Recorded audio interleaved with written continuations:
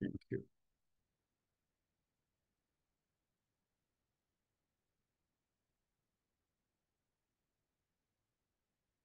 সকালবেলার ক্লাস নিয়ে আপনাদের কোনো কনসার্ন বা কোনো নাই তো না? আর কোনো নতুন ফিডব্যাক বা প্রশ্ন নাই তো না? আসসালামু আলাইকুম স্যার। ওয়ালাইকুম আসসালাম। জি। না, আমি ওই যে জি হোস্ট হওয়ার জন্য করছিলাম আর কি, তো ঠিক আছে, এখন তো হোস্ট করে দিয়েছেন, থ্যাংক ইউ। জি স্যার। Thank you.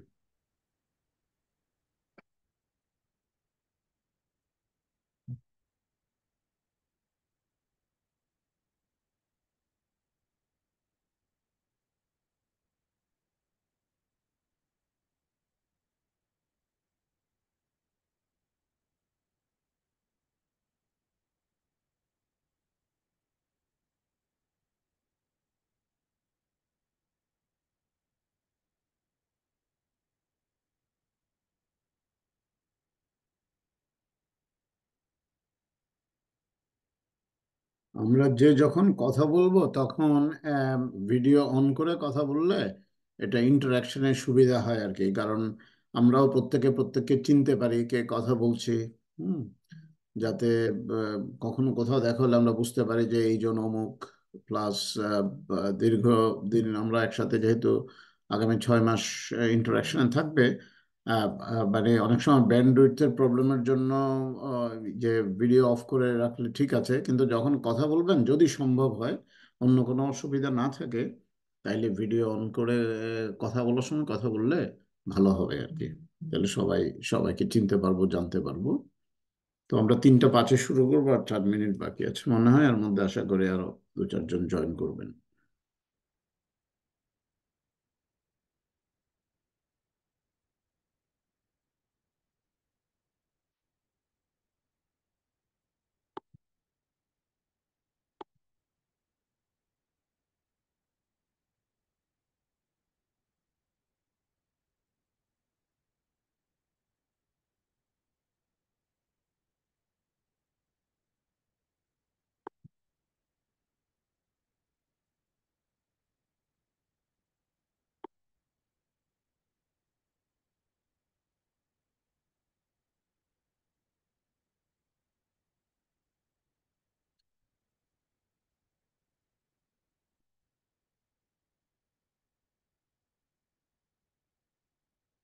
আচ্ছা, 2-1 মিনিট থাকতে থাকতে এখানে যারা আছেন তাদের সাথে একটু কথা বলি। ডক্টর রোশনি, আপনি তো বলেছেন যে আপনি জামালপুরে প্র্যাকটিস করেন না? জি স্যার। আচ্ছা। আর ডক্টর সাইফুল, আপনি কোথায় আছেন? জি স্যার, আমি এই সেন্ট্রাল ইন্টারন্যাশনাল মেডিকেল কলেজে ও আচ্ছা, এমার্জেন্সি রাইট। সার্চ আর রাইট, এমনি রাইট। প্র্যাকটিস করি স্যার, জিপি প্র্যাকটিস করি দুটি প্র্যাকটিস কোথায় করেন? বাসার কাছেই স্যার। আচ্ছা, আপনি বাসা কোথায়, কোন এলাকায় করেন? আমি স্যার বাসায় শ্যামলীতেই। শ্যামলীতে? আচ্ছা, ভেরি গুড, তাহলে তো খুব মানে খুবই ভালো জায়গা, এরিয়াতে প্র্যাকটিস করেন, দ্যাটস গুড। ডক্টর কুদ্দুস, আপনি? স্যার আমি দিনাজপুরে। আপনি দিনাজপুর থেকে একজন, আপনি কি ওই যে বাডাস হসপিটালে আছেন দিনাজপুরে? না স্যার, আমি হচ্ছে গভর্নমেন্ট জব করি। ও, দিনাজপুর কোন জায়গায় আপনি? শহরেই? জি sir, M Abdur Rahim medical college. আচ্ছা, আব্দুর রহিম মেডিকেল কলেজে। আচ্ছা, আচ্ছা। নেক্সট দিনাজপুর গেলে আপনার সাথে তাহলে যোগাযোগ হবে। আমি দিনাজপুরে আমাদের একটু চ্যারিটির প্রজেক্ট আছে, আইয়ের প্রজেক্ট আছে। আমি গিয়েছিলাম এই ডিসেম্বরে, সরি ফেব্রুয়ারিতে। আবার যদি যাই নিশ্চয়ই যোগাযোগ হবে। Thank you. তারপরে ডক্টর আনোয়ার, আপনি কোথায় আছেন যেন? জি, আসসালামু আলাইকুম স্যার। আমি আছি হলো ইবনে সিনা মেডিকেল কলেজ, কল্যাণপুরে আছে। এখানে ইনফেকশন কন্ট্রোল একটা ডিপার্টমেন্ট আছে, ওটার দায়িত্বে আছে। আচ্ছা, ভেরি গুড, ভেরি গুড। ইবনে সিনা, তা আপনারা তো মানে ঢাকার মধ্যে খুব সেন্ট্রাল এরিয়াতে আছেন, দ্যাটস গুড। আচ্ছা, থ্যাংক ইউ। তারপরে আর কি আছেন? ডক্টর নাহিদ আসসালামু আলাইকুম স্যার। ইসলাম। জি। আপনি কোথায় আছেন? স্যার আমি একটা urban primary health care services and delivery প্রজেক্টে আছি স্যার, ফিজিশিয়ান ঢাকায়? হিসেবে। জি, ঢাকায় স্যার, কোন কুড়িলে। সেন্টার, কোন সেন্টারে আছেন? আমি হচ্ছে কুড়িলে একটা সেন্টার। কুড়িল, হ্যাঁ। পিসিসি, হ্যাঁ, প্রাইমারি হেলথ কেয়ার সেন্টার একটা। আপনারা তো ঢাকা নর্থের আন্ডারে মনে হয় না? জি জি স্যার। আমি আপনাদের একটা সেন্টার ভিজিট করেছিলাম, সেটা হচ্ছে আপনার পল্লবীতে। খুব ভালো লাগছে। কুড়িলেরটাতে যাই নাই। আপনারা কোন জি জি। অর্গানাইজেশনের সাথে, আপনি কোন অর্গানাইজেশনের সাথে আছেন? আমি স্যার ইউটিপিএস এ আছি, unity YouTube. Through population service. জি স্যার। আচ্ছা, very good. Good. Doctor Shubhashree? Sir আমি শেখ ফজলাতুন্নেসা মুজিব মেমোরিয়ালে আছি, সার্জারি ডিপার্টমেন্টে মেডিকেল সার্জারি অফিসার। ডিপার্টমেন্ট। আচ্ছা, ভেরি গুড। আচ্ছা, গুড। তাহলে তো সবার সাথে। ডক্টর হাফিজুর রহমান, আপনি কোথায় আছেন ডক্টর হাফিজ? জি, আসসালামু আলাইকুম স্যার। স্যার ওয়ালাইকুম আসসালাম। আমার ডিস্ট্রিক্ট হচ্ছে মাগুরা, আমি ওখানে স্যার প্রাইভেট প্র্যাকটিস করি। মাগুরাতে প্র্যাকটিস করেন? জি স্যার। আচ্ছা, গুড।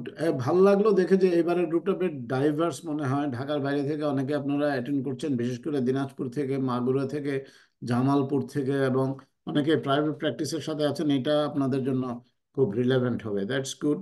আমরা তাহলে আস্তে আস্তে কথাবার্তা শুরু করি। বাকিরা নিশ্চয়ই এর মধ্যে জয়েন করবেন।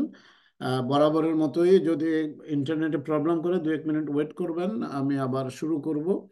আর আমাকে থামিয়ে আপনারা প্রশ্ন করতে পারেন if you want, any time. আর আমি চাই যে ইন্টারেক্টিভ হোক, আমরা সবাই কথা বলি আর কি। হুম। আর আমার স্ক্রিন মুভ না করলে সেটাও আপনারা বলবেন। দেখি স্ক্রিন শেয়ার করার চেষ্টা করি।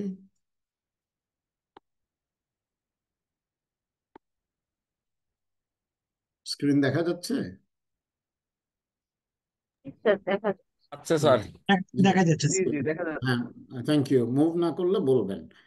তাইলে আমরা আজকে কথা বলবো diagnosis and patient management in family practice. আমরা কিন্তু কোনো একটা পার্টিকুলার ডিজিজ বা পার্টিকুলার পেশেন্ট, একটা পার্টিকুলার রোগের ম্যানেজমেন্ট নিয়ে কথা বলবো না।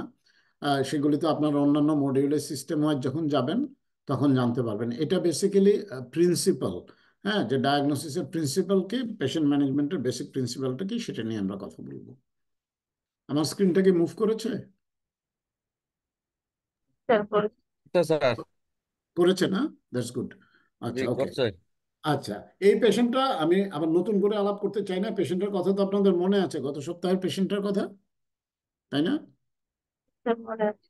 হ্যাঁ, ঠিক। এটার প্রসঙ্গ আমরা আনবো আমাদের আগামী স্লাইডগুলিতে। জাস্ট এই পেশেন্টের কথা মনে রাখেন। আরেকটা অন্য পেশেন্ট নিয়ে আমরা একদম আজকের আলোচনার শেষে আমরা কথা বলবো। আপনারা তো অনেকেই প্ল্যাটফর্মে মেম্বার, তাই না? মানে প্ল্যাটফর্মের পেজে যান, দেখেন। এই ধরনের কোনো পোস্ট কি কখনো দেখেছেন?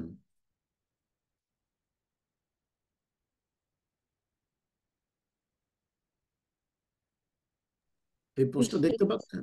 এই স্যার, ধর এই ধরনের দেখেছি পোস্ট? স্যার। হ্যাঁ, এই ধরনের পোস্ট দেখেছেন? এটা রিউমাটোলজির হতে পারে, গাইনোকোলজির হতে পারে, বা যে কেউর। আমরাই আমাদের প্ল্যাটফর্মে মেম্বার, আমরাই কিন্তু বিভিন্ন সময় পোস্ট দেই যে উত্তরায় বা ধানমন্ডিতে রিউমাটোলজির বা গ্যাস্ট্রোএন্টারোলজির কোনো স্যার বা ম্যাডাম আছেন কিনা, যিনি সময় নিয়ে রোগী দেখেন এবং রোগীর কথা শুনেন। আমরা কিন্তু নিজেরাই আমাদের শর্টকামিংসটা অ্যাকনোলেজ করতে পারছি, তাই না? আমরা জানি যে আমরা আসলে রোগীকে সময় দেই না।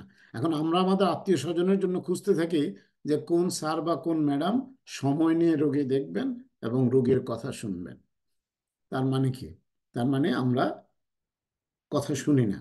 আপনারা জানেন যে, আহ, নিশ্চয়ই জানেন, ডাক্তারদের সবচেয়ে বড় ডায়াগনস্টিক টুল কি? বলুন তো দেখি।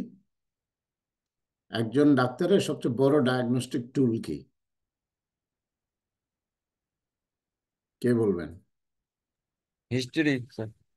History taking. তার মানে কি? হ্যাঁ, প্রসেসটা হচ্ছে হিস্ট্রি টেকিং। Very good. তার মানে হচ্ছে আপনার সবচেয়ে বড় ডায়াগনস্টিক টুল হচ্ছে আপনার কান।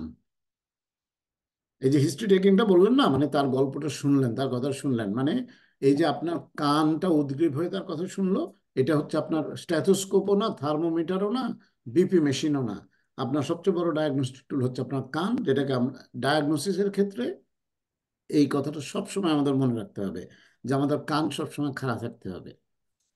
তাহলে জি স্যার। ডায়াগনোসিস, হ্যাঁ, থ্যাংক ইউ। ডায়াগনোসিসটা যদি আমরা ইন্ট্রোডিউস করি যে কি, এটার বেসিক প্রিন্সিপালটা কি? Problem solving and decision making in family practice has wider connotation than diagnosis. এই যে পেশেন্টটা এসেছিল আমাদের কাছে, কাশি এবং চেস্ট পেন নিয়ে, হ্যাঁ, আমরা ডায়াগনোসিসে টাইম পাস না করে তার আসলে সমস্যাটা হচ্ছে বুকে ব্যথা। আমাকে কুইক ডিসিশন নিতে হবে। ডিসিশনটা কি? তাকে, আমার কাছে যদি ইসিজি ট্রোপোনিন করার অবস্থা থাকে সেটা করব, অবস্থা না থাকলে তাকে কুইকলি ইমার্জেন্সিতে ট্রান্সফার করে দেবো। এটা ডায়াগনোসিস কি পালমোনারি এম্বোলিজম, ডায়াগনোসিস কি acute coronary syndrome, unstable angina, নাকি acute MI? We don't have to worry about it. হ্যাঁ, মানে ডায়াগনোসিসের কথা পরে, আগে প্রবলেম সলভ করতে হবে। এবং দেখা গেছে রিসার্চে যে 25 to 50% অফ দি পেশেন্ট যারা ফ্যামিলি ফিজিশিয়ানদের কাছে আসেন, তাদের কোনো স্পেসিফিক ডায়াগনোসিস মেক করা পসিবল হয় না। কেন পসিবল হয় না?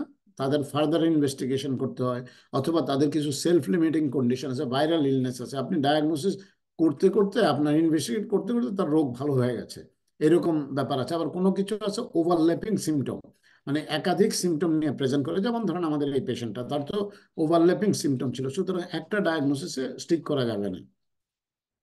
আর পেশেন্ট অনেক সময় আসে একটা সলিউশনের জন্য। আপনি কি ডায়াগনোসিস করলেন তার কাছে সেটা মুখ্য না। তার এখন বুকে ব্যথা হচ্ছে, সে তার জীবন নিয়ে শঙ্কিত, সেটাকে আপনার সেভ করতে হবে। আপনি ডায়াগনোসিস খাতায় কি লিখলেন সেটা, ওইটা কিন্তু সেকেন্ডারি। এবং কোনো কোনো ক্ষেত্রে দেখা গেছে যে আপনি একদম অ্যাসেসমেন্ট থেকে ডাইরেক্ট ম্যানেজমেন্টে চলে যেতে হবে, ডায়াগনোসিস মেক না না করে। এই পেশেন্টের কথাই ধরুন, যে তার ডায়াগনোসিস কি হলো, তার চেয়ে বড় কথা সে বুকে ব্যথা নিয়ে আসছে, তার জীবন সংকটাপন্ন। আমি আমি যেই মাত্র এটা বুঝতে পারলাম, অ্যাসেসমেন্টটা করলাম, সাথে সাথে তাকে আমি অ্যাম্বুলেন্স কল করে হসপিটালে পাঠিয়ে দিলাম। তার মানে আমার ডায়াগনোসিসের জন্য আমি আমি বদার করি না, কিন্তু আমার তাকে ম্যানেজ করতে হবে। আর ফ্যামিলি মেডিসিন বা জেনারেল প্র্যাকটিসটা হচ্ছে সবচেয়ে বড় চ্যালেঞ্জিং ডিসিপ্লিন মেডিসিনের মধ্যে। কি কারণে চ্যালেঞ্জিং? যে আপনার দরজা দিয়ে পরের পেশেন্টটা যে কোন সিস্টেমের আসবে, ইউ ডোন্ট নো। একজন ডার্মাটোলজিস্ট জানে যে তার পরের পেশেন্টটা আর যাই হোক স্কিনের কোনো একটা প্রবলেমে হবে, আইয়ের কোনো প্রবলেম নিয়ে আসবে না। একজন অর্থোপেডিক সার্জন জানে যে তার কোনো একটা হাড় ভাঙার প্রবলেম নিয়ে আসবে, সে গাইনোকোলজির প্রবলেম নিয়ে আসবে না। কিন্তু আপনি ফ্যামিলি ফিজিশিয়ান হিসেবে আপনি জানেন না, কারণ আপনার কাছে যারা আসবে আনডিফারেন্সিয়েটেড, আনঅর্গানাইজড, এবং যে কোনো ডিসিপ্লিনের হতে পারে। এবং এমনও হতে পারে যে কন্ডিশনটা আপনি জীবনে একবার দেখেছেন, আর কোনোদিন দেখবেন না, অথবা কোনোদিন দেখেননি, এমন পেশেন্টও আসতে পারে। আপনাকে তখন আপনাকে যে সবসময় ডায়াগনোসিস করতে পারতে হবে এমন কোনো কথা নেই। আপনারা কেউ subacute combined degeneration of the কর্ডের পেশেন্ট দেখেছেন কখনো?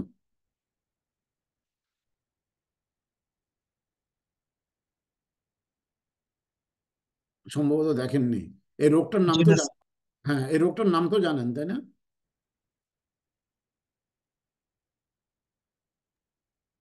না জানলে অসুবিধা নেই। এটা এটা নিউরোসিফিলিসের একটা ম্যানিফেস্টেশন। আমি বললাম এই কারণে যে আমি 1987 এমবিবিএস পাস করেছি, এগুলি আমরা বইয়ে পড়েছি, জীবনে কোনোদিন দেখি না, অদ্যাবধি দেখিনি। কিন্তু আগামীকাল যে আমার একটা পেশেন্ট আসবে না সেটা আই ডোন্ট নো, কারণ ফ্যামিলি মেডিসিনে যে কোনো ধরনের পেশেন্ট আসতে পারে। আমি কথাটা বললাম এই কারণে যে এটা মনে রাখার জন্য, and you should feel proud about it, যে আপনার চেয়ে চ্যালেঞ্জিং কোনো ডিসিপ্লিন মেডিকেল সায়েন্সে নাই। কারণ হচ্ছে যে প্রত্যেকের একটা ডেজিগনেটেড সিস্টেম থাকে, আপনার system whole body, whole system. এবং যে কোনো একটা প্রেজেন্টেশন যখন আসবে, আপনাকে প্রথমে চিন্তা করতে হবে মোস্ট কমনলি অকারিং ডায়াগনোসিস। এবং একজন লোক যদি কাশি নিয়ে আসে এবং একটা ফিভার নিয়ে আসে এবং স্পুটাম নিয়ে আসে, আপনি টিবির কথা, সিওপিডির কথা পরে চিন্তা করবেন। সবচেয়ে আগে কি চিন্তা করবেন? Heart failure. জি, হার্ট ফেলিওর। হার্ট ফেলিওরের কথা চিন্তা করতে পারেন, কিন্তু এটা আপনি প্রথমে চিন্তা করবেন না। তার কারণ হচ্ছে তার জ্বরের কথা বলেছি, কাশির কথা বলেছি, স্পুটামের, হ্যাঁ স্পুটাম এবং কাশি কমন থাকতে কোল্ড পারে। স্যার। হ্যাঁ, ভেরি গুড, কমন কোল্ড, অথবা ভাইরাল অথবা ব্যাকটেরিয়াল রেসপিরেটরি ট্র্যাক্ট ইনফেকশন, এগুলির কথা কিন্তু প্রথমে মনে হয়। যে কোনো ডায়াগনোসিস মেক করতে আমাদের মানে কি বলবো, আমাদের অভিযাত্রী হওয়ার দরকার নেই। হ্যাঁ, আমাদের জাস্ট কমন জিনিসগুলি সবচেয়ে আগে, কমন প্রবলেম অকার্স কমনলি, এটা মনে রাখবেন। হুম, শুধুমাত্র একটা জিনিস মাথায় রাখবেন, যে সিভিয়ার লাইফ থ্রেটেনিং কোনো কন্ডিশনকে আপনি ইগনোর করছেন কিনা।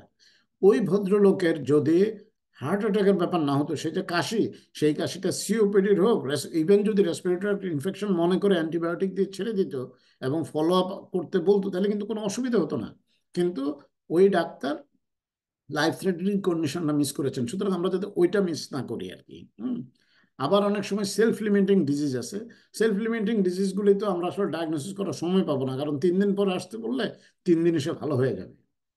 আপনাকে একটা ক্লু, কিছু মানে লুক আউটে থাকতে হবে, কিছু ক্লু লুক আউটে থাকতে হবে। একটা হচ্ছে তার সিমটম। পেশেন্ট এসে বলবে যে ডাক্তার সাহেব আমার কাশি আছে কিংবা আমার বুকে আজকে ব্যথা হচ্ছে, সাথে সাথে আপনি অ্যালার্ট হয়ে যাবেন। তার সাইন কি? সাইন সাইন আপনি দেখবেন হয়তো সে ঘামছে, অথবা আপনার সামনেই সে বমি করছে, এটা করতেই পারে যদি হার্ট অ্যাটাকের পেশেন্ট হয়। এইগুলি খেয়াল রাখবেন। অথবা একটা স্টেটমেন্ট, সে একটা কথা বলল যে আহ, যেমন ধরেন, আমি আসতে চাই নাই, আমার কলিগরা আমাকে জোর করে নিয়ে আসছে, আজকে মনে হয় আমার বুকের ব্যথাটা একটু বেশি। এই যে স্টেটমেন্টটা দিল, তখনই কিন্তু আপনি একটা ডায়াগনোসিসের ক্লুতে চলে যাবেন। অথবা আপনি যদি পেশেন্ট সম্পর্কে আগে থেকে কিছু জানেন, তার বয়স, তার রিস্ক ফ্যাক্টর, প্রিভিয়াস হিস্ট্রি, তার কনটেক্সট যদি জানেন, তার ফ্যামিলিটার কথা যদি জানেন, তাহলে আপনার জন্য ডায়াগনোসিস মেক করা ইজি হয়ে যাবে। এখন আমাদের ডায়াগনস্টিক অ্যাপ্রোচে মেইনলি 2 ধরনের। একটা হচ্ছে বায়োমেডিক্যাল মেথড, আর একটা হচ্ছে বায়োসাইকোসোশ্যাল অথবা patient centred method. Biomedical method মানে কি? এই টার্মটা আপনারা শুনেছেন, সোপ?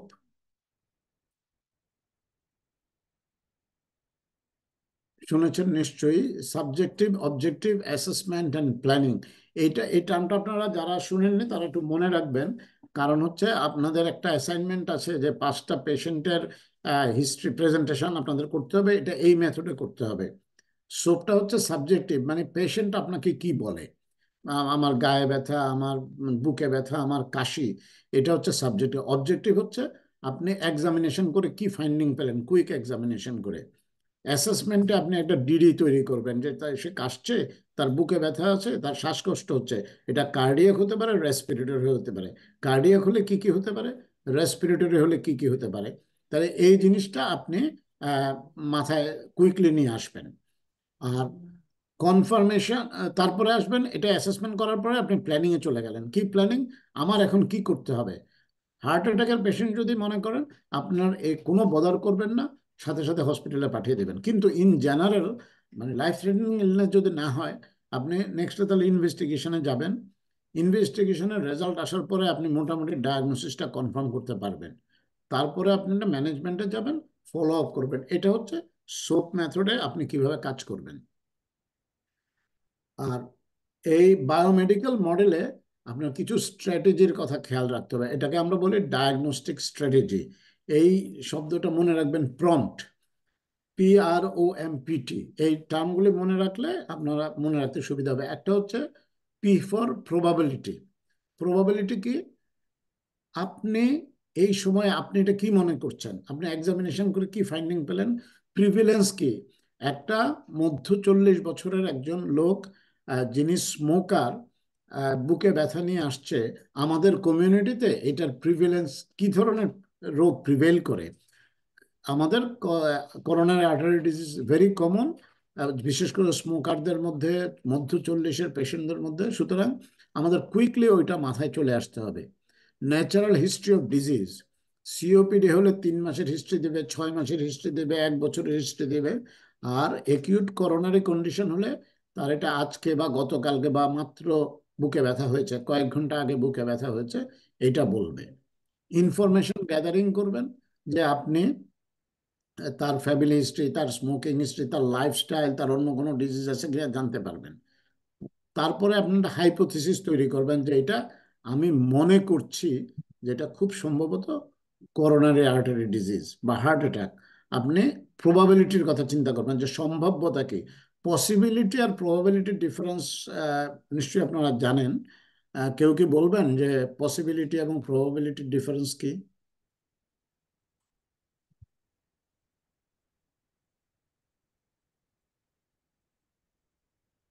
কোনটা বেশি স্পেসিফিক, পসিবিলিটি না প্রবাবিলিটি?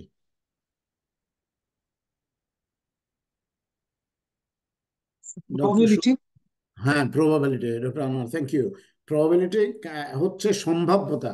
এই যে পেশেন্টটা, এটার পসিবিলিটি ছিল সিওপিডি, পসিবিলিটি ছিল ক্রনিক ব্রঙ্কাইটিস, পসিবিলিটি ছিল acute coronary syndrome, myocardial infarction, possibility ছিল পালমোনারি ইডেমা, থ্রম্বোএম্বোলিজম, সবকিছুই। কিন্তু প্রবাবিলিটিটা কি? প্রবাবিলিটি হচ্ছে আইদার মায়োকার্ডিয়াল ইনফেকশন অথবা অ্যাকিউট করোনারি সিনড্রোম। তার মানে এই প্রবাবিলিটিটা আমার বুঝতে হবে। আচ্ছা, এটা করতে গিয়ে স্টেপ 2, ওই যে PROMPT, আর ফর রেড ফ্ল্যাগ। রেড ফ্ল্যাগটা কি? আমি সিরিয়াস কন্ডিশনটাকে ওভারলুক করতে পারবো না। আমি অ্যাসেসমেন্ট করব, তার ফ্যামিলি হিস্ট্রি নেব, তাকে বিভিন্ন উপদেশ দিব, কিন্তু এটা করতে গিয়ে আমি যাতে সিরিয়াস কন্ডিশনটাকে ওভারলুক না করি। তার মানে বুকে ব্যথা আসছে, আমি যাতে করোনারি আর্টারি ডিজিজটার কথা মনে রাখি। যেমন ধরেন কোনো পেশেন্ট সিভিয়ার হেডেক নিয়ে আসলো। হেডেকের তো হাজার হাজার কারণ, তাই না? হেডেকের কারণ হচ্ছে আপনার টেনশন হেডেক হতে পারে, ক্লাস্টার হেডেক হতে পারে, মাইগ্রেন হতে পারে, সাইনোসাইটিস হতে পারে, সব কিছু হতে পারে।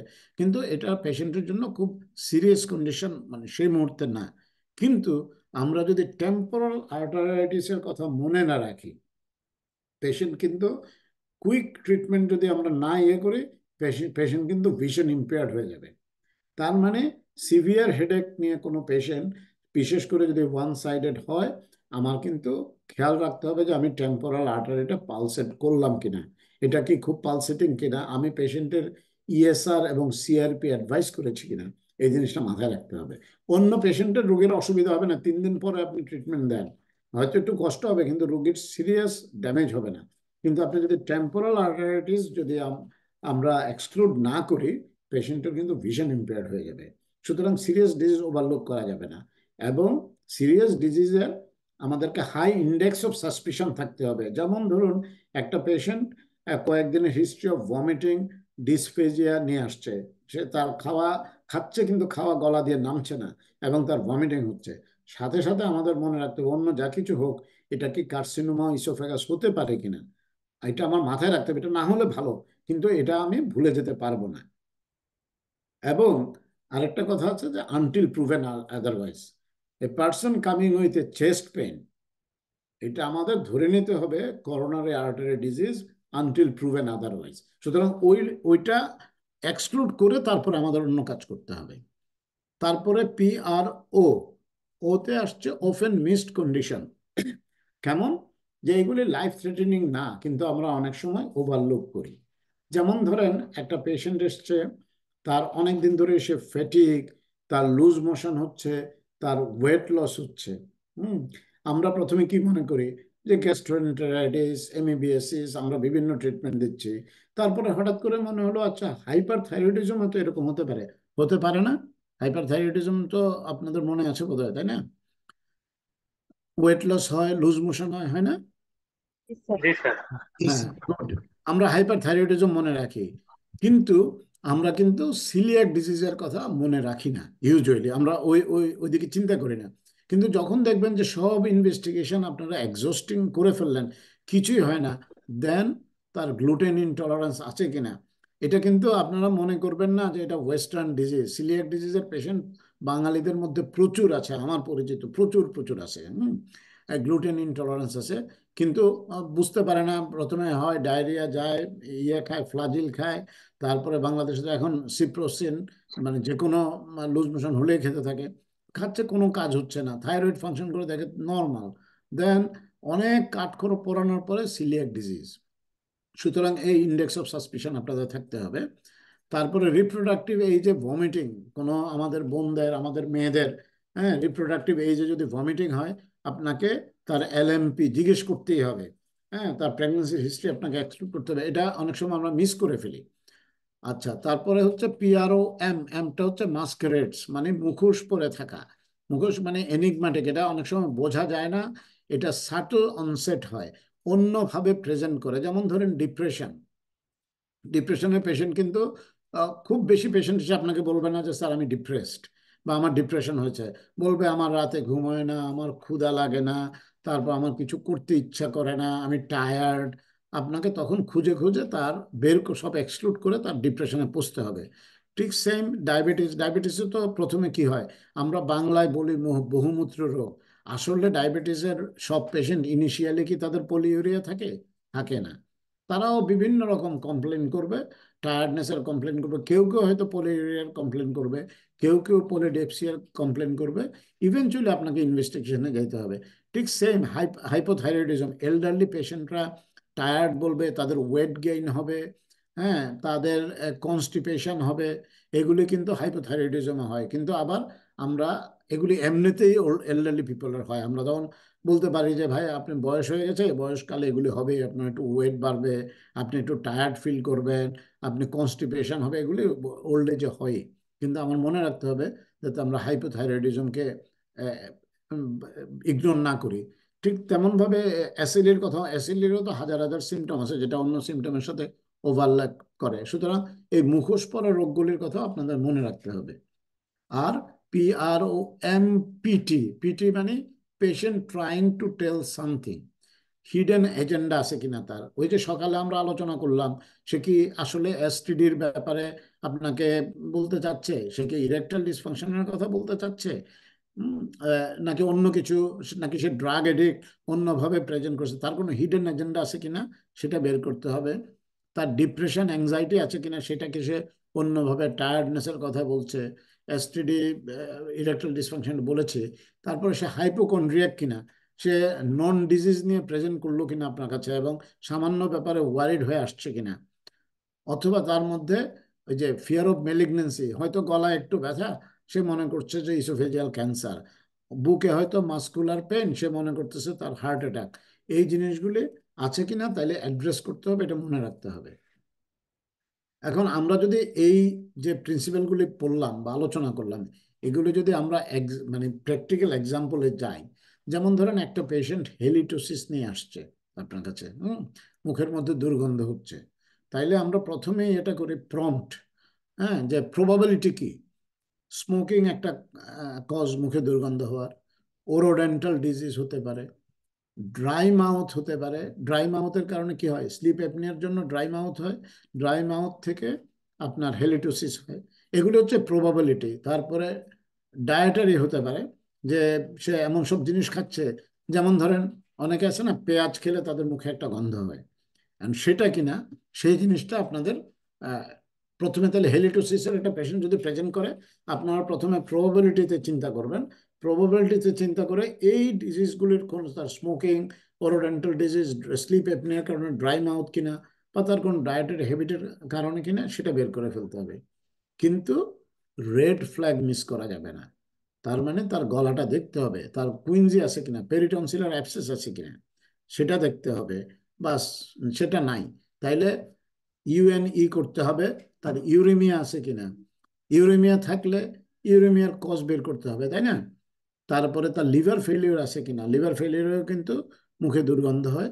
লিভার ফেলিওর আছে কিনা, টিবি আছে কিনা, অথবা কার্সিনোমা লাংস এবং ফেরিংস আছে কিনা, এগুলি হচ্ছে পরের ব্যাপার। কিন্তু এগুলি কিন্তু মিস করা যাবে না। একটা পেশেন্ট যখন মুখে দুর্গন্ধ নিয়ে বারবার আসছে, আপনি ইনভেস্টিগেশন করে কিছু পাচ্ছেন না, তখন কিন্তু আপনার মাথায় এই কন্ডিশনগুলির কথা মনে রাখতে হবে।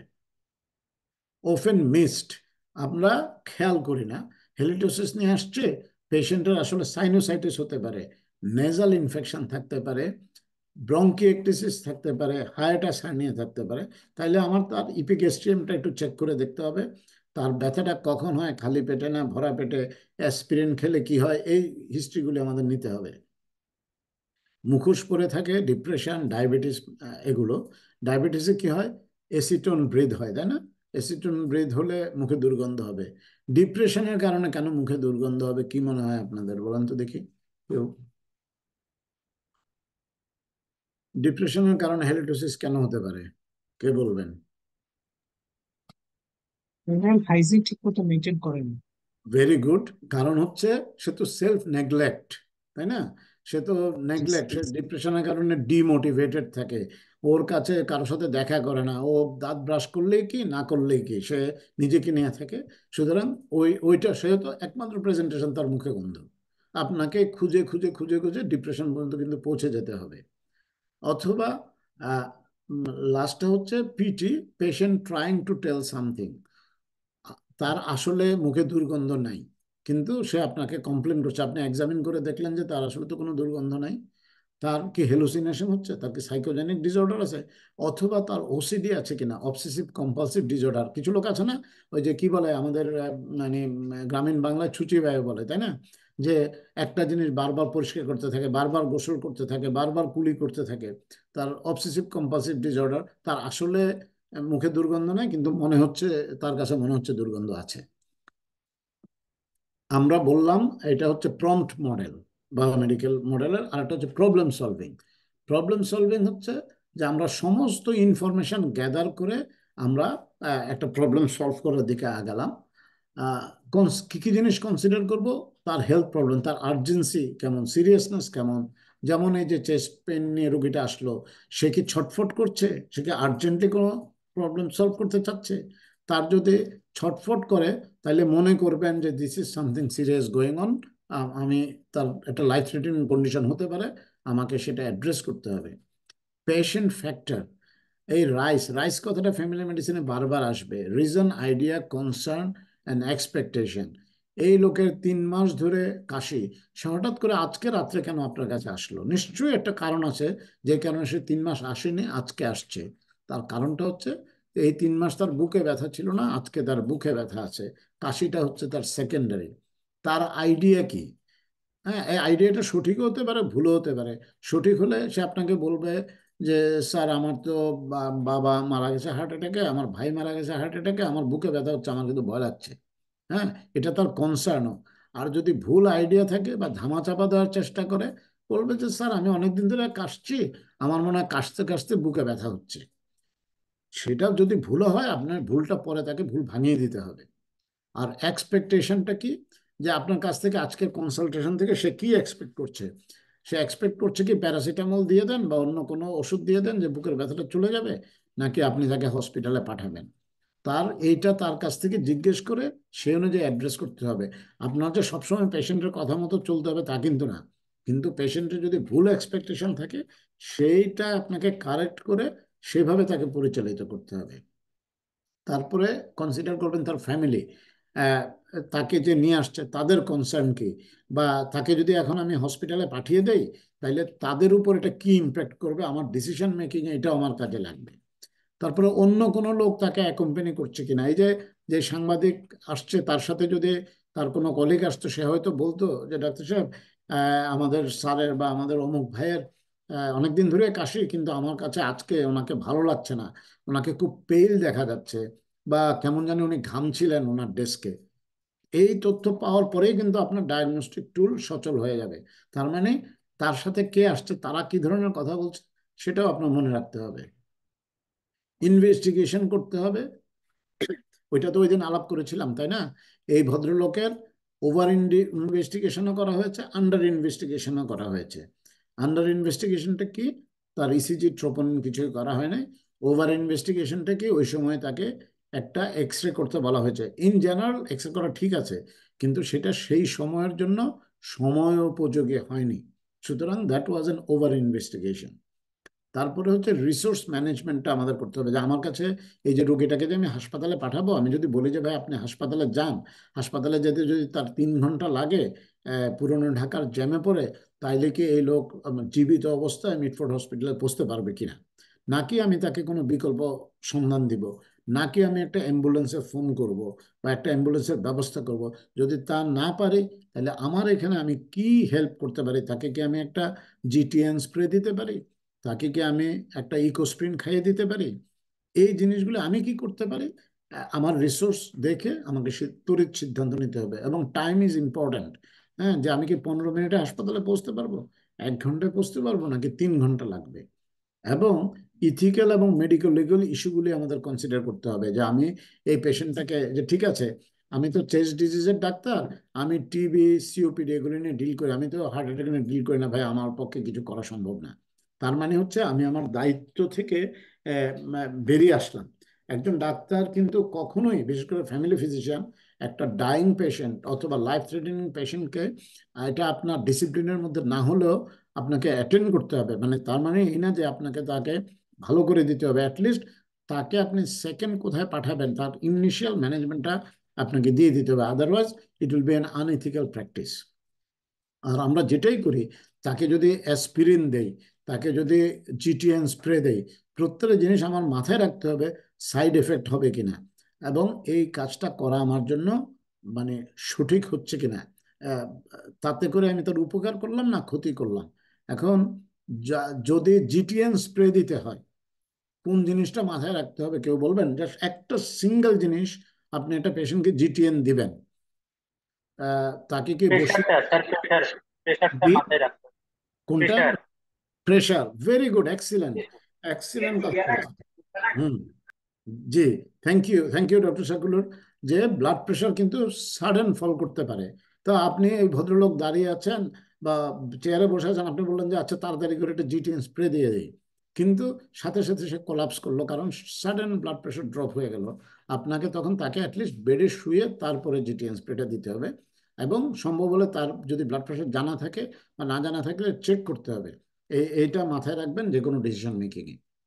তাহলে স্যার কখন জি, দিব এটা?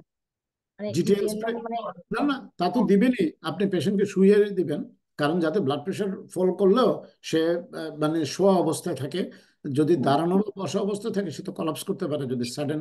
সবার যে ব্লাড প্রেশার কমে যাবে তা না, কিন্তু যার কমবে তার জন্য তো এটা মারাত্মক হয়ে যাবে।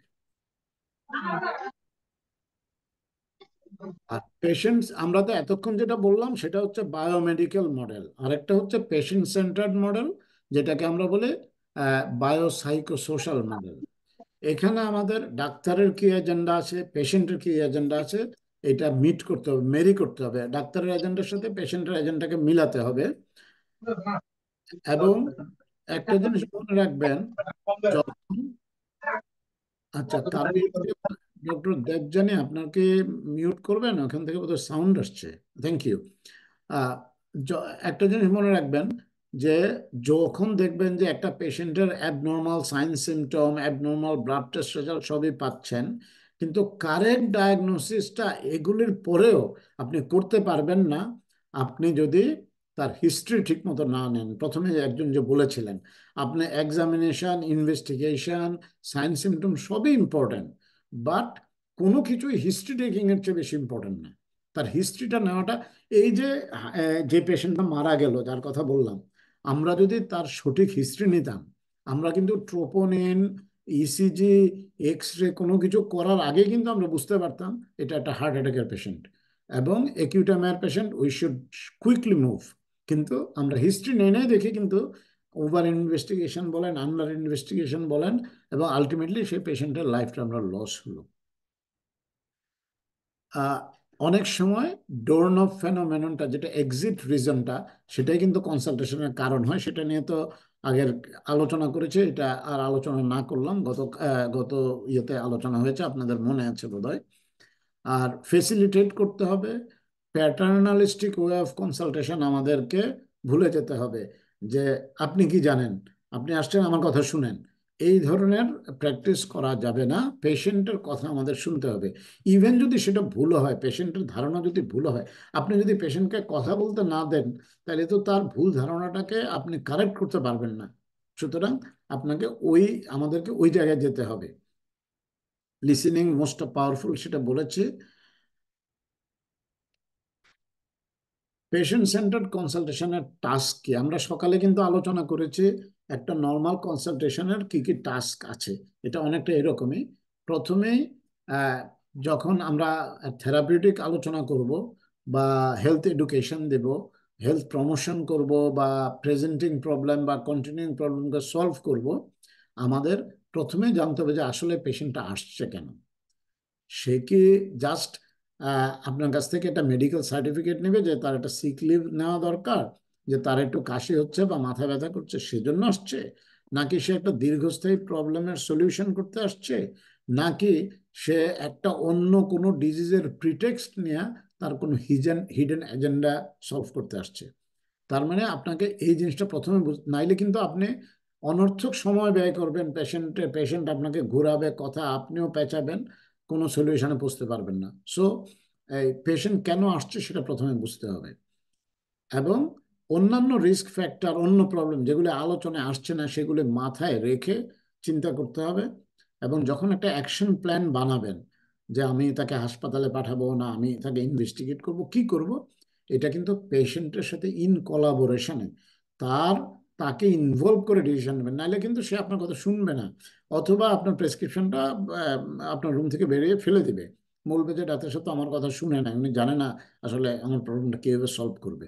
আর অ্যাকশন প্ল্যানটা যদি পেশেন্টের সাথে ইনকর্পোরেট না করেন, আপনি বললেন যে ভাই আমার মনে হচ্ছে আপনার হার্ট অ্যাটাক, আপনি হসপিটালে যান, পেশেন্ট কনভিন্স না, সে মনে করতেছে যে তার এমনি চেস্ট ইনফেকশনের কাশি, সে কিন্তু যাবে না।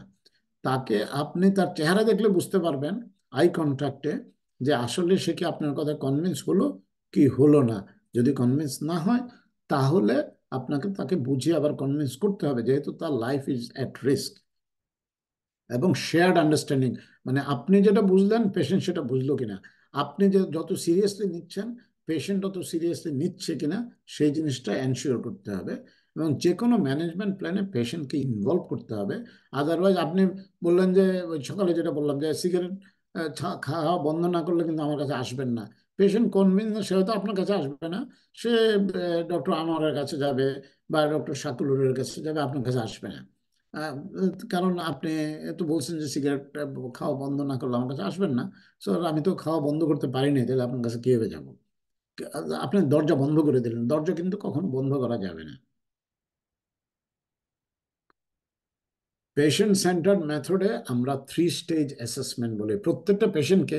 এই জিনিসটা একটু খেয়াল করেন, আপনাদের যে পেশেন্ট স্টাডির একটা অ্যাসাইনমেন্ট আছে, এই অ্যাসাইনমেন্টে এই জিনিসটা ইনকর্পোরেট করতে হবে।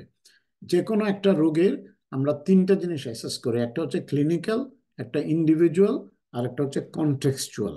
ক্লিনিক্যালটা তো বোঝেনি, তার সাইন সিমটম। ইন্ডিভিজুয়ালটা হচ্ছে তার কি ধরনের মানুষ সে, সে কি করে বা তার আইডিয়া কি, সে কি কি চায়, কেন আসছে। আর কনটেক্সচুয়ালটা হচ্ছে তার পটভূমি, সে কি ধরনের বাড়িতে থাকে, সে কি কাজ করে, তার বিলিফ সিস্টেম কি সেটা।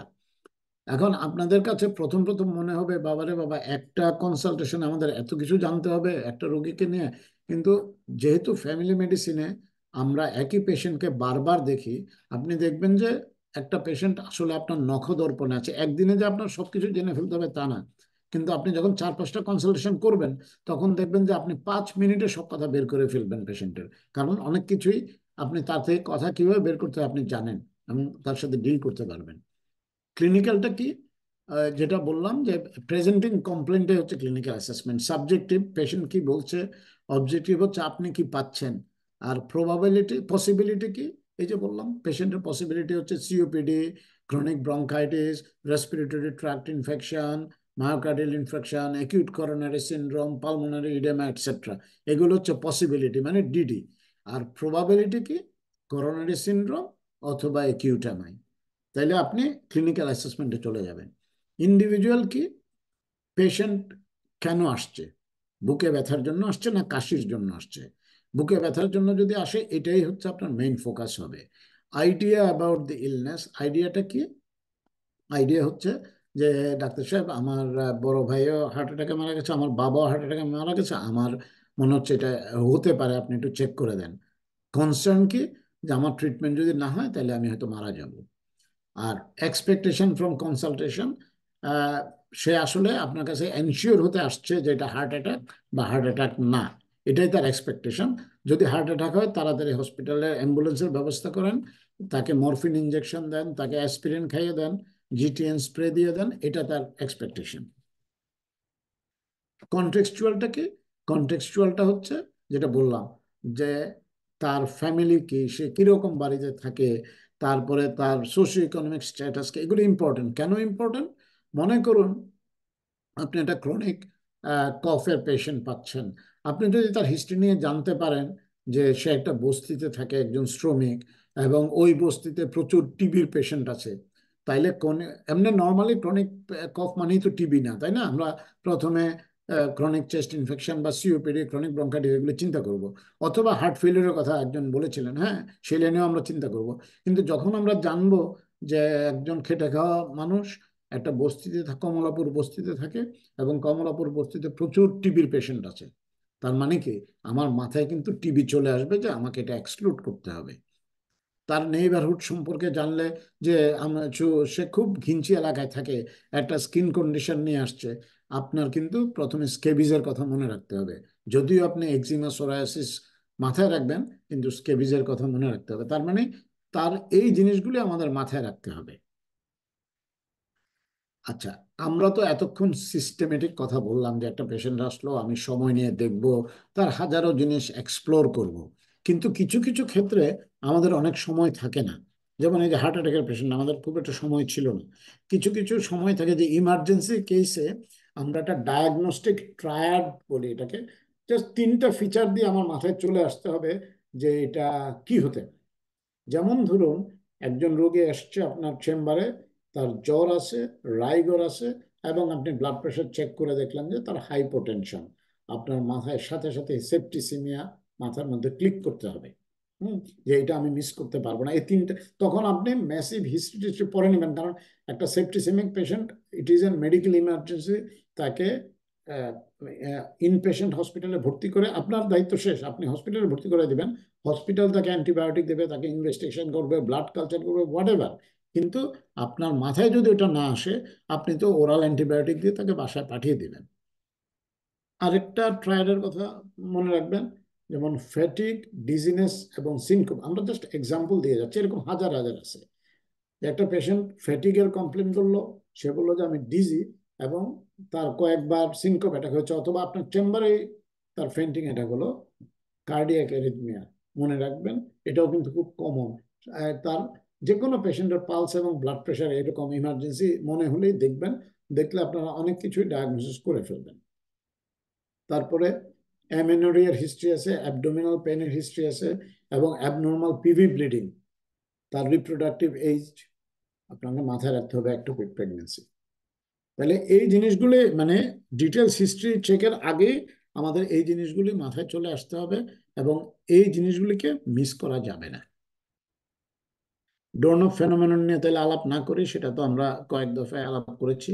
আমাদের মূল জিনিস হচ্ছে যে কনসালটেশন করতে সে কেন আসছে, এই জিনিসটা যাতে আমরা মিস না করি। এইটা যদি আমরা জানতে পারি, অনেক পেশেন্টের আমরা খুব স্মুথলি ডায়াগনোসিস করতে পারবো এবং ম্যানেজমেন্ট প্ল্যানও করতে পারবো। আমরা তাহলে ডায়াগনস্টিক স্ট্র্যাটেজিগুলি নিয়ে জানলাম। এখন ম্যানেজমেন্টের প্রিন্সিপালটা যদি আমরা আলোচনা করি, ফ্যামিলি মেডিসিনে আমরা ম্যানেজমেন্ট প্ল্যান কিভাবে করি। ম্যানেজমেন্ট বলতে আমরা কিন্তু always, treatment is a part of management. মানে ফ্যামিলি মেডিসিনে ম্যানেজমেন্টে সবসময় যে ওষুধ দিতে হবে এমন কোনো কথা নেই। কখনো কখনো কাউন্সেলিং এনাফ, কখনো কখনো আপনি পেশেন্টকে ফিজিওথেরাপি দিতে বলবেন, দ্যাট ইজ এনাফ। সুতরাং it may or may not include medication.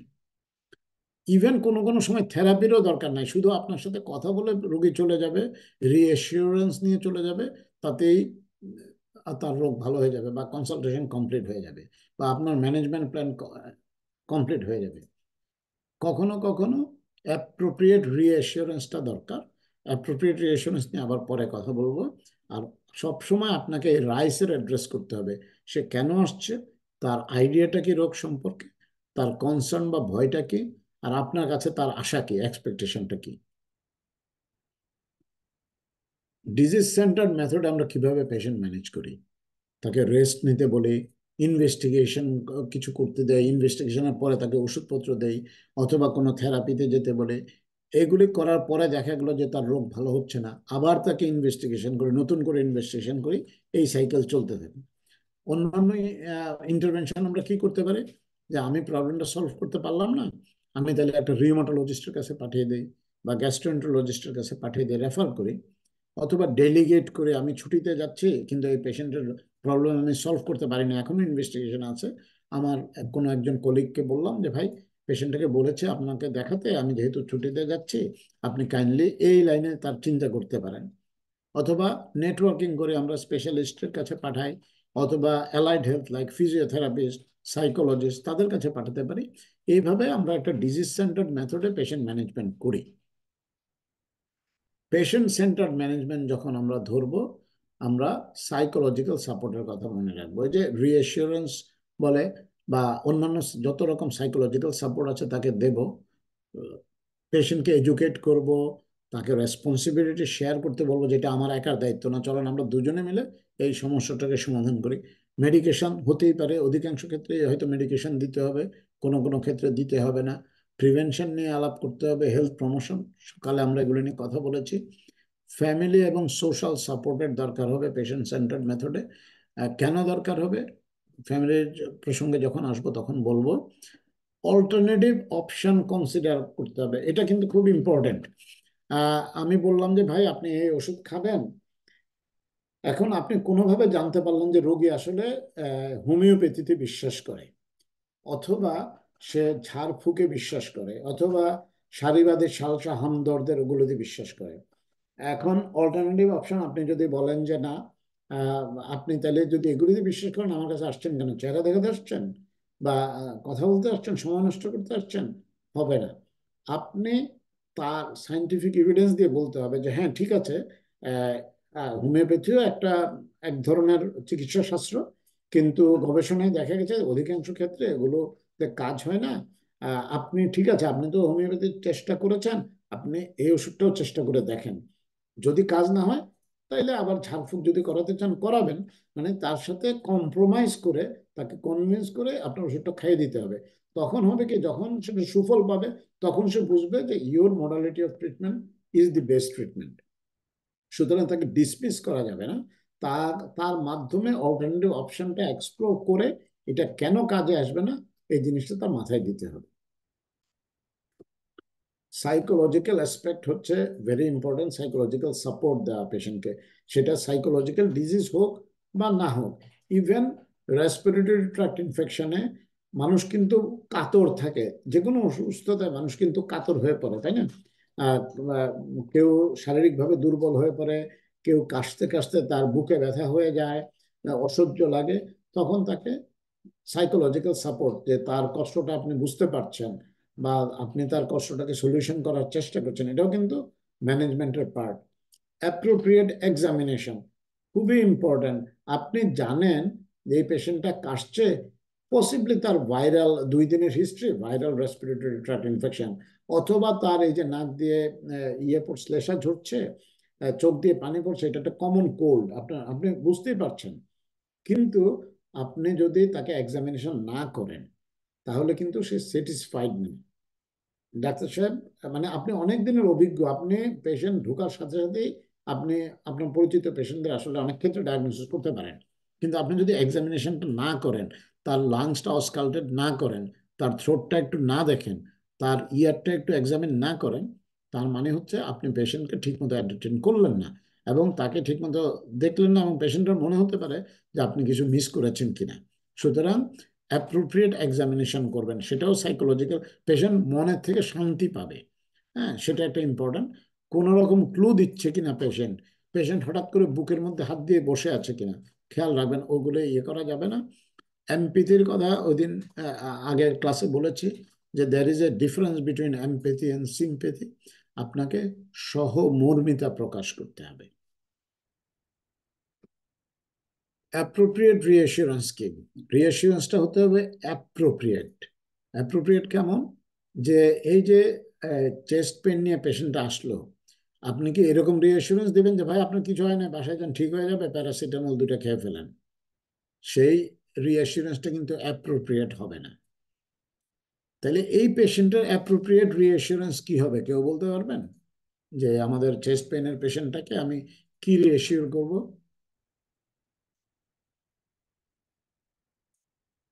Doctor Saiful বলবেন?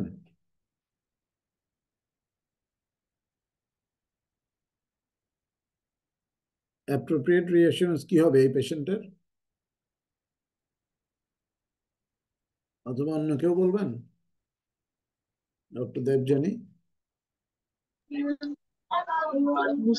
এমআই না বলবো আর কি। এমআই না বলবেন, কিন্তু এটা কি ঠিক হবে? তার তো এমআই মনে হতেও হচ্ছে পারে, না, হ্যাঁ তাই না? তাইলে হতেও তাকে পারে। কি, তাইলে তাকে কি রিঅ্যাসুরেন্স করবেন? অন্য কেউ বলবেন? ডক্টর আনোয়ার? স্যার রিঅ্যাসুরেন্স তো স্যার এখানে তাকে বরং কেয়ারফুল করে দেওয়া দরকার, যে আপনাকে হয়তো এই ধরনের কোনো সম্ভাবনা হয়তো হতে পারে, যদি হুম আমার কাছে ইসিজি না থাকে তাহলে যেখানে ইসিজি করানোর ব্যবস্থা আছে বা হুম ট্রপাই করার ব্যবস্থা আছে সেখানে তাকে পাঠানোর ব্যবস্থা করব। good, সেটা করবেন। কিন্তু এখানেও কিন্তু একটা রিঅ্যাসুরেন্সের স্কোপ আছে। আমরা যদি বলবেন, আপনি কিছু না বললে আপনার এটা মিউট করেন কাইন্ডলি। হ্যাঁ, সাইড থেকে আওয়াজ আসছে। জি জি স্যার।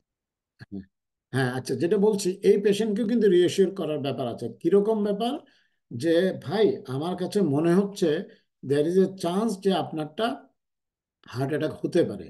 হাউএভার, আপনারা যদি কুইকলি মুভ করি, আমি আপনাকে এখন একটা জিটিএন স্প্রে দিয়ে দিচ্ছি, একটা অ্যাসপিরিন খাইয়ে দিচ্ছি যাতে ব্লাডটা থিন হয়। আমি অ্যাম্বুলেন্স কল করছি, আপনি টাইমলি হসপিটালে পৌঁছে গেলে আমি ফোন করে দিচ্ছি ওখানে ইমার্জেন্সি ডাক্তারদের, এবং আপনি যদি টাইমলি পৌঁছেন ইনশাল্লাহ আপনার ট্রিটমেন্ট পেয়ে যাবেন। ট্রিটমেন্ট পেয়ে গেলে, এখন হরহামেশা হার্ট অ্যাটাক হচ্ছে, হার্ট অ্যাটাক মানেই যে মানুষের লাইফ থ্রেটেন্ড হয়ে যাবে তা না। আপনি যদি টাইমলি চিকিৎসাটা পান, ইনশাল্লাহ দেখবেন যে আপনি কালকে ঠিক হয়ে যাবেন। অথবা যদি ওরা কোনো ব্লক পায়, স্ট্যান্ড করে দেবে বা যেটাই করার করবে। আপনি ঠিক জায়গাতে চলে আসছেন, আমরা ঠিক ট্রিটমেন্ট দিয়ে আপনাকে এখনই পাঠিয়ে দিচ্ছি। এটা রিঅ্যাসুরেন্স না এক ধরনের? পেশেন্ট কিন্তু মনে মনে চিন্তা করবে যে আরে তাই তো, আমি তো ঠিক, যদিও আমি কনসার্ন আমার হার্ট অ্যাটাক হলো, anything can happen, at least doctor সাহেব একজাক্ট প্রয়োজনীয় স্টেপগুলি নিচ্ছেন আমার ট্রিটমেন্টটাকে মানে 100% এনশিওর করার জন্য। এটাও একটা রিঅ্যাসুরেন্স। সে একটু মনের মধ্যে বল পেল যে হ্যাঁ, হার্ট অ্যাটাক হলেও আমি অসহায় না, আমাকে ঠিকমতো টেক কেয়ার করা হচ্ছে। এবং যে রিঅ্যাসুরেন্সটা করলেন এটা নলেজ বেসড। আপনি না জেনে কিছু বলছেন না, আপনি তার হার্ট অ্যাটাকের সম্ভাবনাটা মাথায় রেখে তার ট্রিটমেন্টটা কিভাবে করতে হয় সেটা বুঝে আপনি তাকে সেই লক্ষ্যে ধাবিত করছেন। তার মানে আপনার রিঅ্যাসুরেন্সটা অ্যাপ্রোপ্রিয়েট, নলেজ বেসড হলো। এবং আপনি যখন কথা বলছেন, আপনি এনশিওর করবেন যে মেডিকেল জার্গন ইউজ করবেন না, মেডিকেল টার্মে, একদম সিম্পল অর্ডিনারি টার্মে এবং ট্রুথফুলি। ওই যে কথাটা ডক্টর আনোয়ার বললেন যে আমাকে তো বলতে হবে যে তার হার্ট অ্যাটাক হচ্ছে বা আমি সন্দেহ করছি, ট্রুথফুল। মানে এটা বলার দরকার নাই না না ঠিক হয়ে যাবে, অথবা যান হাসপাতালে ঘুরে আসেন, একটু চেক আপ করাই ফেলা ভালো, কিন্তু আমার মনে হচ্ছে না। এই ধরনের রিঅ্যাসুরেন্স দেওয়ার দরকার নেই।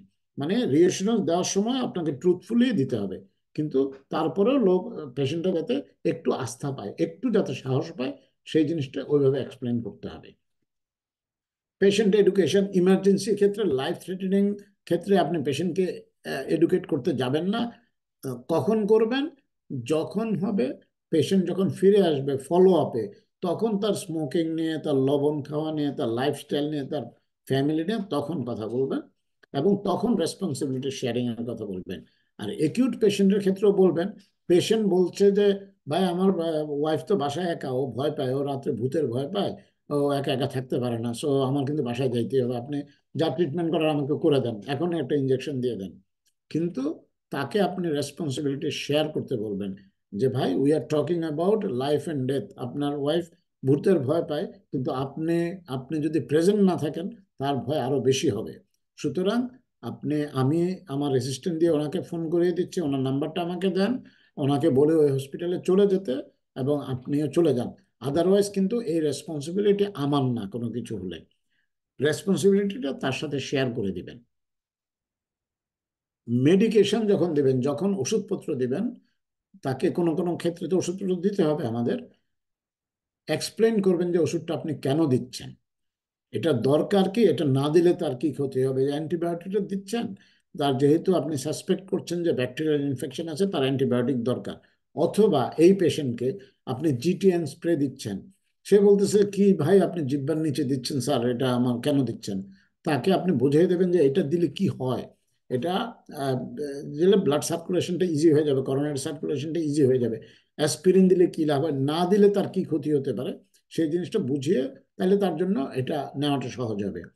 যখন বাড়িতে পাঠিয়ে দেবেন পেশেন্টকে, তা একটা ডোজ কি এটা এক্সপ্লেন করে দেবেন। আমাদের দেশে বিশেষ করে তো এডুকেটেড ফার্মাসিস্ট থাকে না ফার্মেসিগুলিতে, এরা বেসিক্যালি দোকানদার, সেলস পারসন, ওরা তো ওষুধ আপনাকে ওইভাবে এক্সপ্লেন করতে পারবে না। সো ডাক্তার হিসেবে আমার দায়িত্ব হচ্ছে যে এই অ্যান্টিবায়োটিকটা দিনে কয়বার খেতে হবে, খাওয়ার আগে না খাওয়ার সাথে না খাওয়ার পরে কখন খেতে হবে সেটা বুঝিয়ে দিতে হবে, এবং কয়দিন খাবে এটা কি চলবে? চলবে মানে কি, সারা জীবন, নাকি এক সপ্তাহ পরে আপনার সাথে এসে কথা বলবে, নাকি 5 দিনের জন্য, ওইটা তাকে বুঝিয়ে দিতে হবে।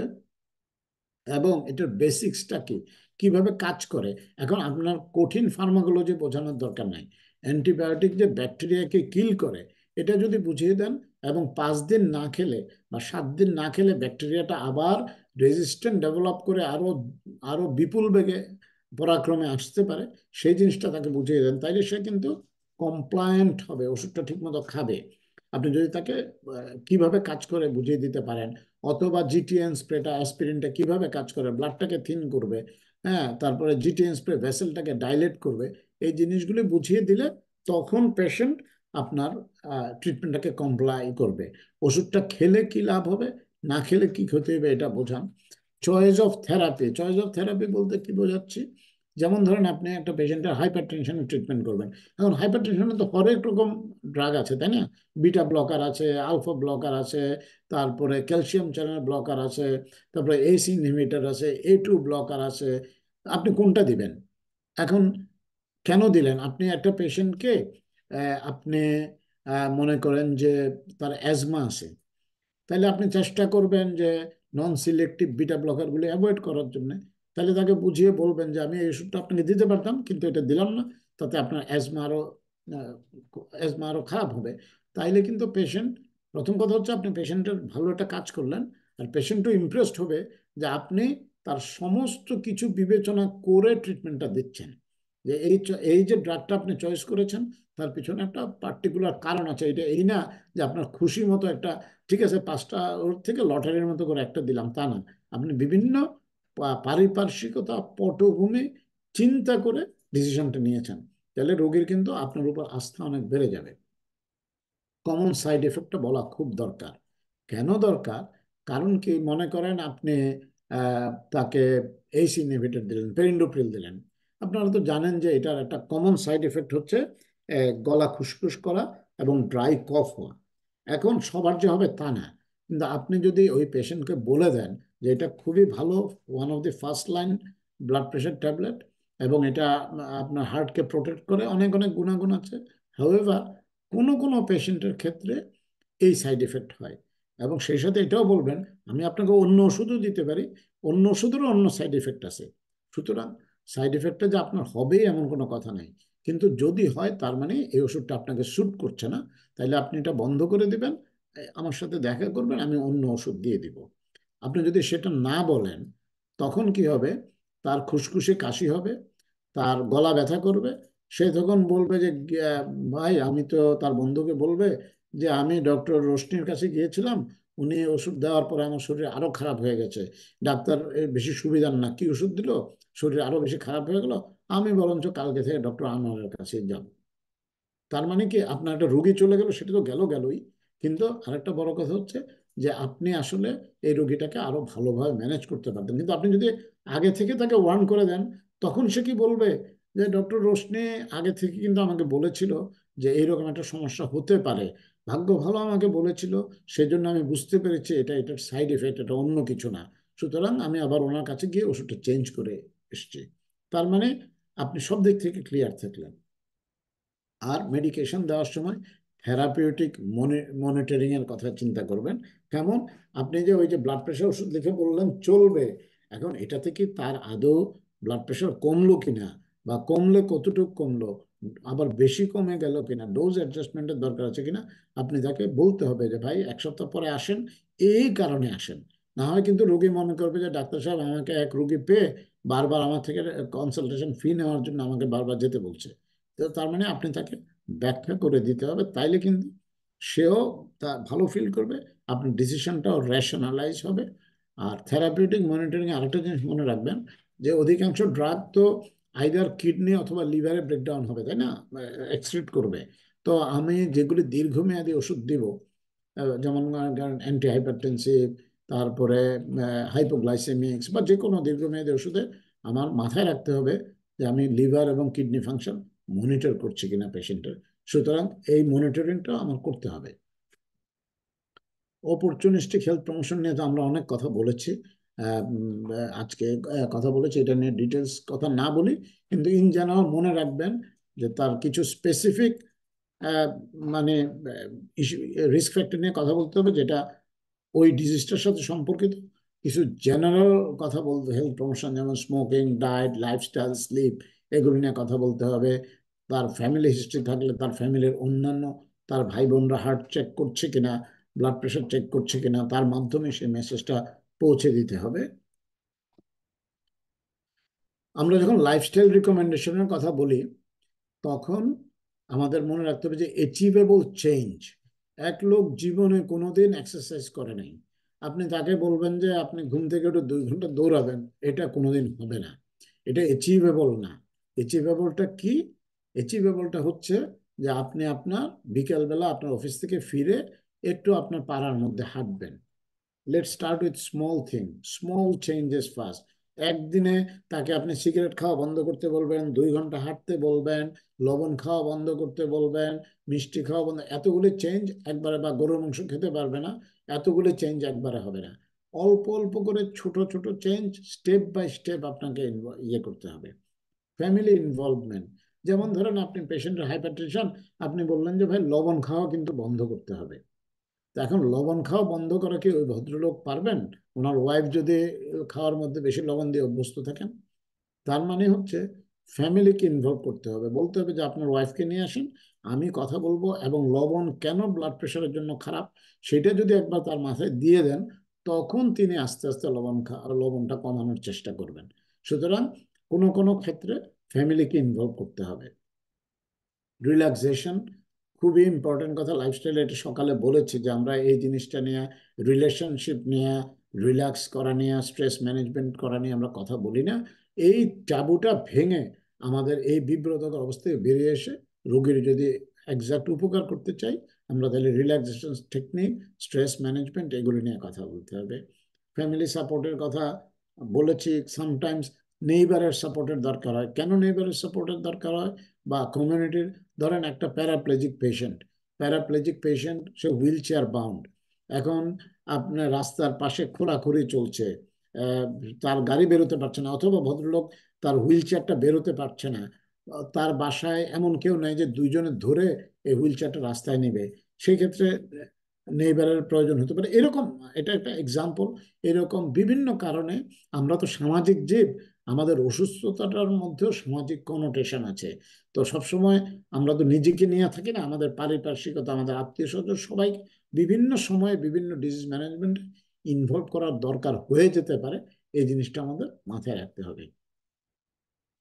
অল্টারনেটিভ অপশন একটু করে বলেছে, কিন্তু আমাদের ইভিডেন্স বেসড হতে হবে। একটা হচ্ছে যে আমি কিছুই করলাম না, হ্যাঁ, কিছু না করলে তার কি অসুবিধা হবে, তার কি সুবিধা হবে, সেটাও তাকে বুঝিয়ে দেয় যে ঠিক আছে, আপনার ব্লাড প্রেশারটা একটু বেশি পেয়েছে, ঠিক আছে, আপনি 1 বছর পরে এসে আবার চেক করে দেখেন কি হলো, যেহেতু সে ওষুধ খেতে চাচ্ছে না।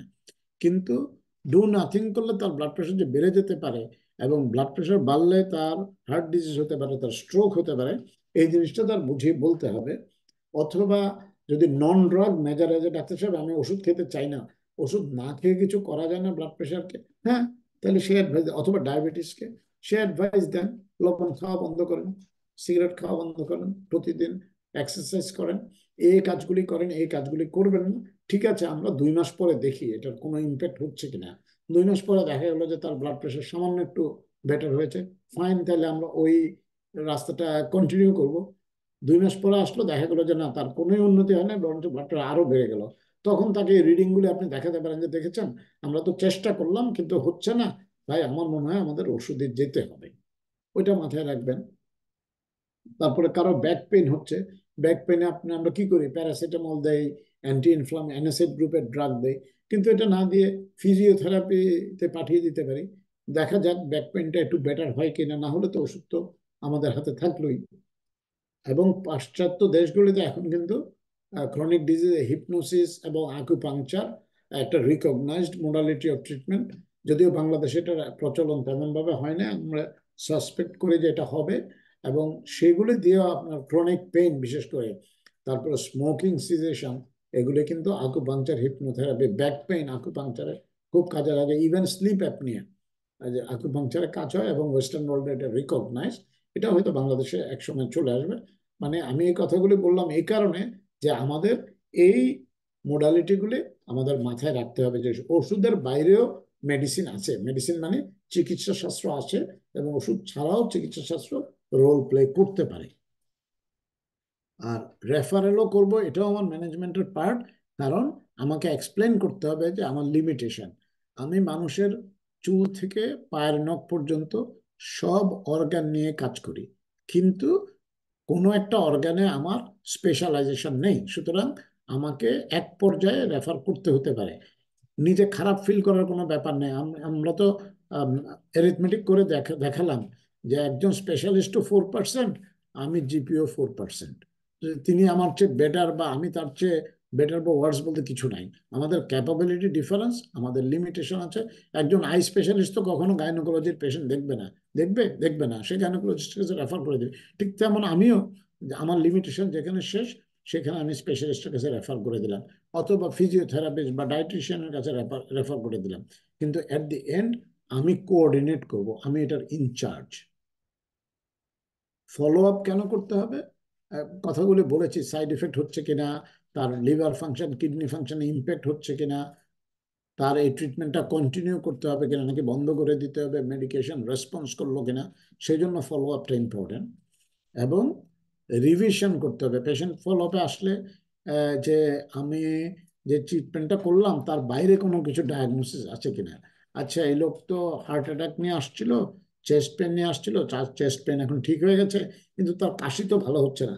তার মানে কি, তার কোএক্সিস্টিং সিওপিডি আছে কিনা, ক্রনিক ব্রঙ্কাইটিস আছে কিনা, অ্যাসোসিয়েটেড অন্য কোনো কন্ডিশন আছে কিনা, সেটা আমি দেখতে পারবো।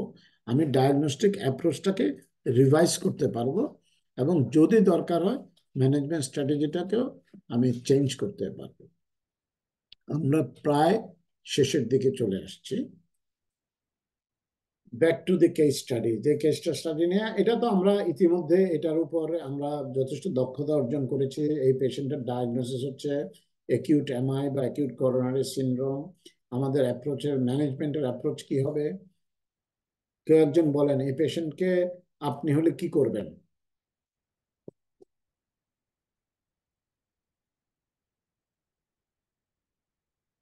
আমি তো যাদের নাম দেখছি তাদেরকে বলবো, কেউ কি বলবেন এই পেশেন্ট? আমি জানি যেটা খুবই সিম্পল কথা, কিন্তু এই সিম্পল কথাটাই আবার বলেন কেউ একজন, আমাদের রিভিশন হয়ে যাক। স্যার আমি বলি। হ্যাঁ, ডক্টর নাহিদ বলেন। স্যার আমরা হলো পেশেন্টের প্রেশারটা মাপবো, হচ্ছে ওনাকে আমরা নাইট্রোগ্লিসারিন যেটা দিব, দিয়ে ওনাকে শুইয়ে আর কি আমরা নাইট্রোগ্লিসারিনটা দিব। হুম, আর হলো অ্যাসপিরিন দিব, এবং ওনাকে কাউন্সিলিং করব, অ্যাসুরেন্স দিব যে হুম, আপনার এমআই হতে পারে, এবং হুম, আমি অ্যাম্বুলেন্স ডেকে বা যেখানে রেফার করছি সেই যারা আছেন ওখানে আমার পরিচিত থাকলে আমি ওভাবে কথা বলে এই পেশেন্টটাকে আমি রেফার করব। এবং হুম। এখানে কি স্যার আমরা ইসিজি বা টোপনিন আই করতে দিব এই সময়টাতে? আপনার কাছে যদি সুযোগ থাকে ইসিজি করার, আপনি এটা করবেন। জি কিন্তু জি এটাও মাথায় রাখবেন যে ECG is not always diagnostic. মানে ইসিজিতে পজিটিভ ফাইন্ডিং পেলে তো অবশ্যই ডায়াগনস্টিক, কিন্তু জি পজিটিভ যদি না পান, এটা কিন্তু আপনি গ্যারান্টি দিয়ে এক্সক্লুড করতে পারবেন না। এটা মাথায় রেখে ইসিজি করবেন। হ্যাঁ, আর জি এই পেশেন্টকে যখন অ্যাসপিরিন দিবেন, জি আরেকটা জিনিস মাথায় রাখবেন যে তার রিফ্লাক্স আছে কিনা, তার গ্যাস্ট্রোইসোফেজিয়াল রিফ্লাক্স ডিস। কারণ আমাদের কিন্তু ঘরে ঘরে অ্যাসিডিটির পেশেন্ট, তাই না? সবাই কিন্তু জি সেক স্যার। খাচ্ছে অথবা ইসোমোপ্রাজল খাচ্ছে। তো তার জি মানে কি আপনাকে দিবেন না অ্যাসপিরিন? দিবেন, কিন্তু কিভাবে দিবেন? তাকে আপনি দরকার হলে একটা ইসোমোপ্রাজল বা একটা সেক্লো, যেটাই হাতের কাছে পাওয়া যায়, এটা খাইয়ে তারপর অ্যাসপিরিন, কিন্তু অ্যাসপিরিন দিতে হবে।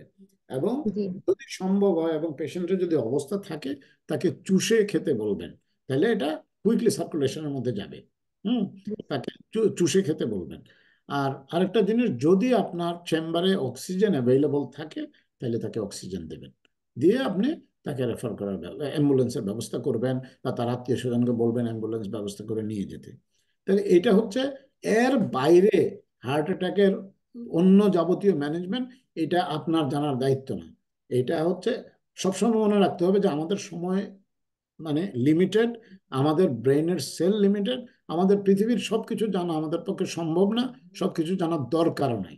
আপনি চেম্বারে প্র্যাকটিস করেন, ওইখানে তাকে স্ট্রেপ্টোকাইনিস কি ডোজে দেওয়া হলো, তাকে কোন আর্টারির জন্য কোন প্রসিডিউর করা হলো, এটা কিন্তু আপনার জানার দরকার নেই।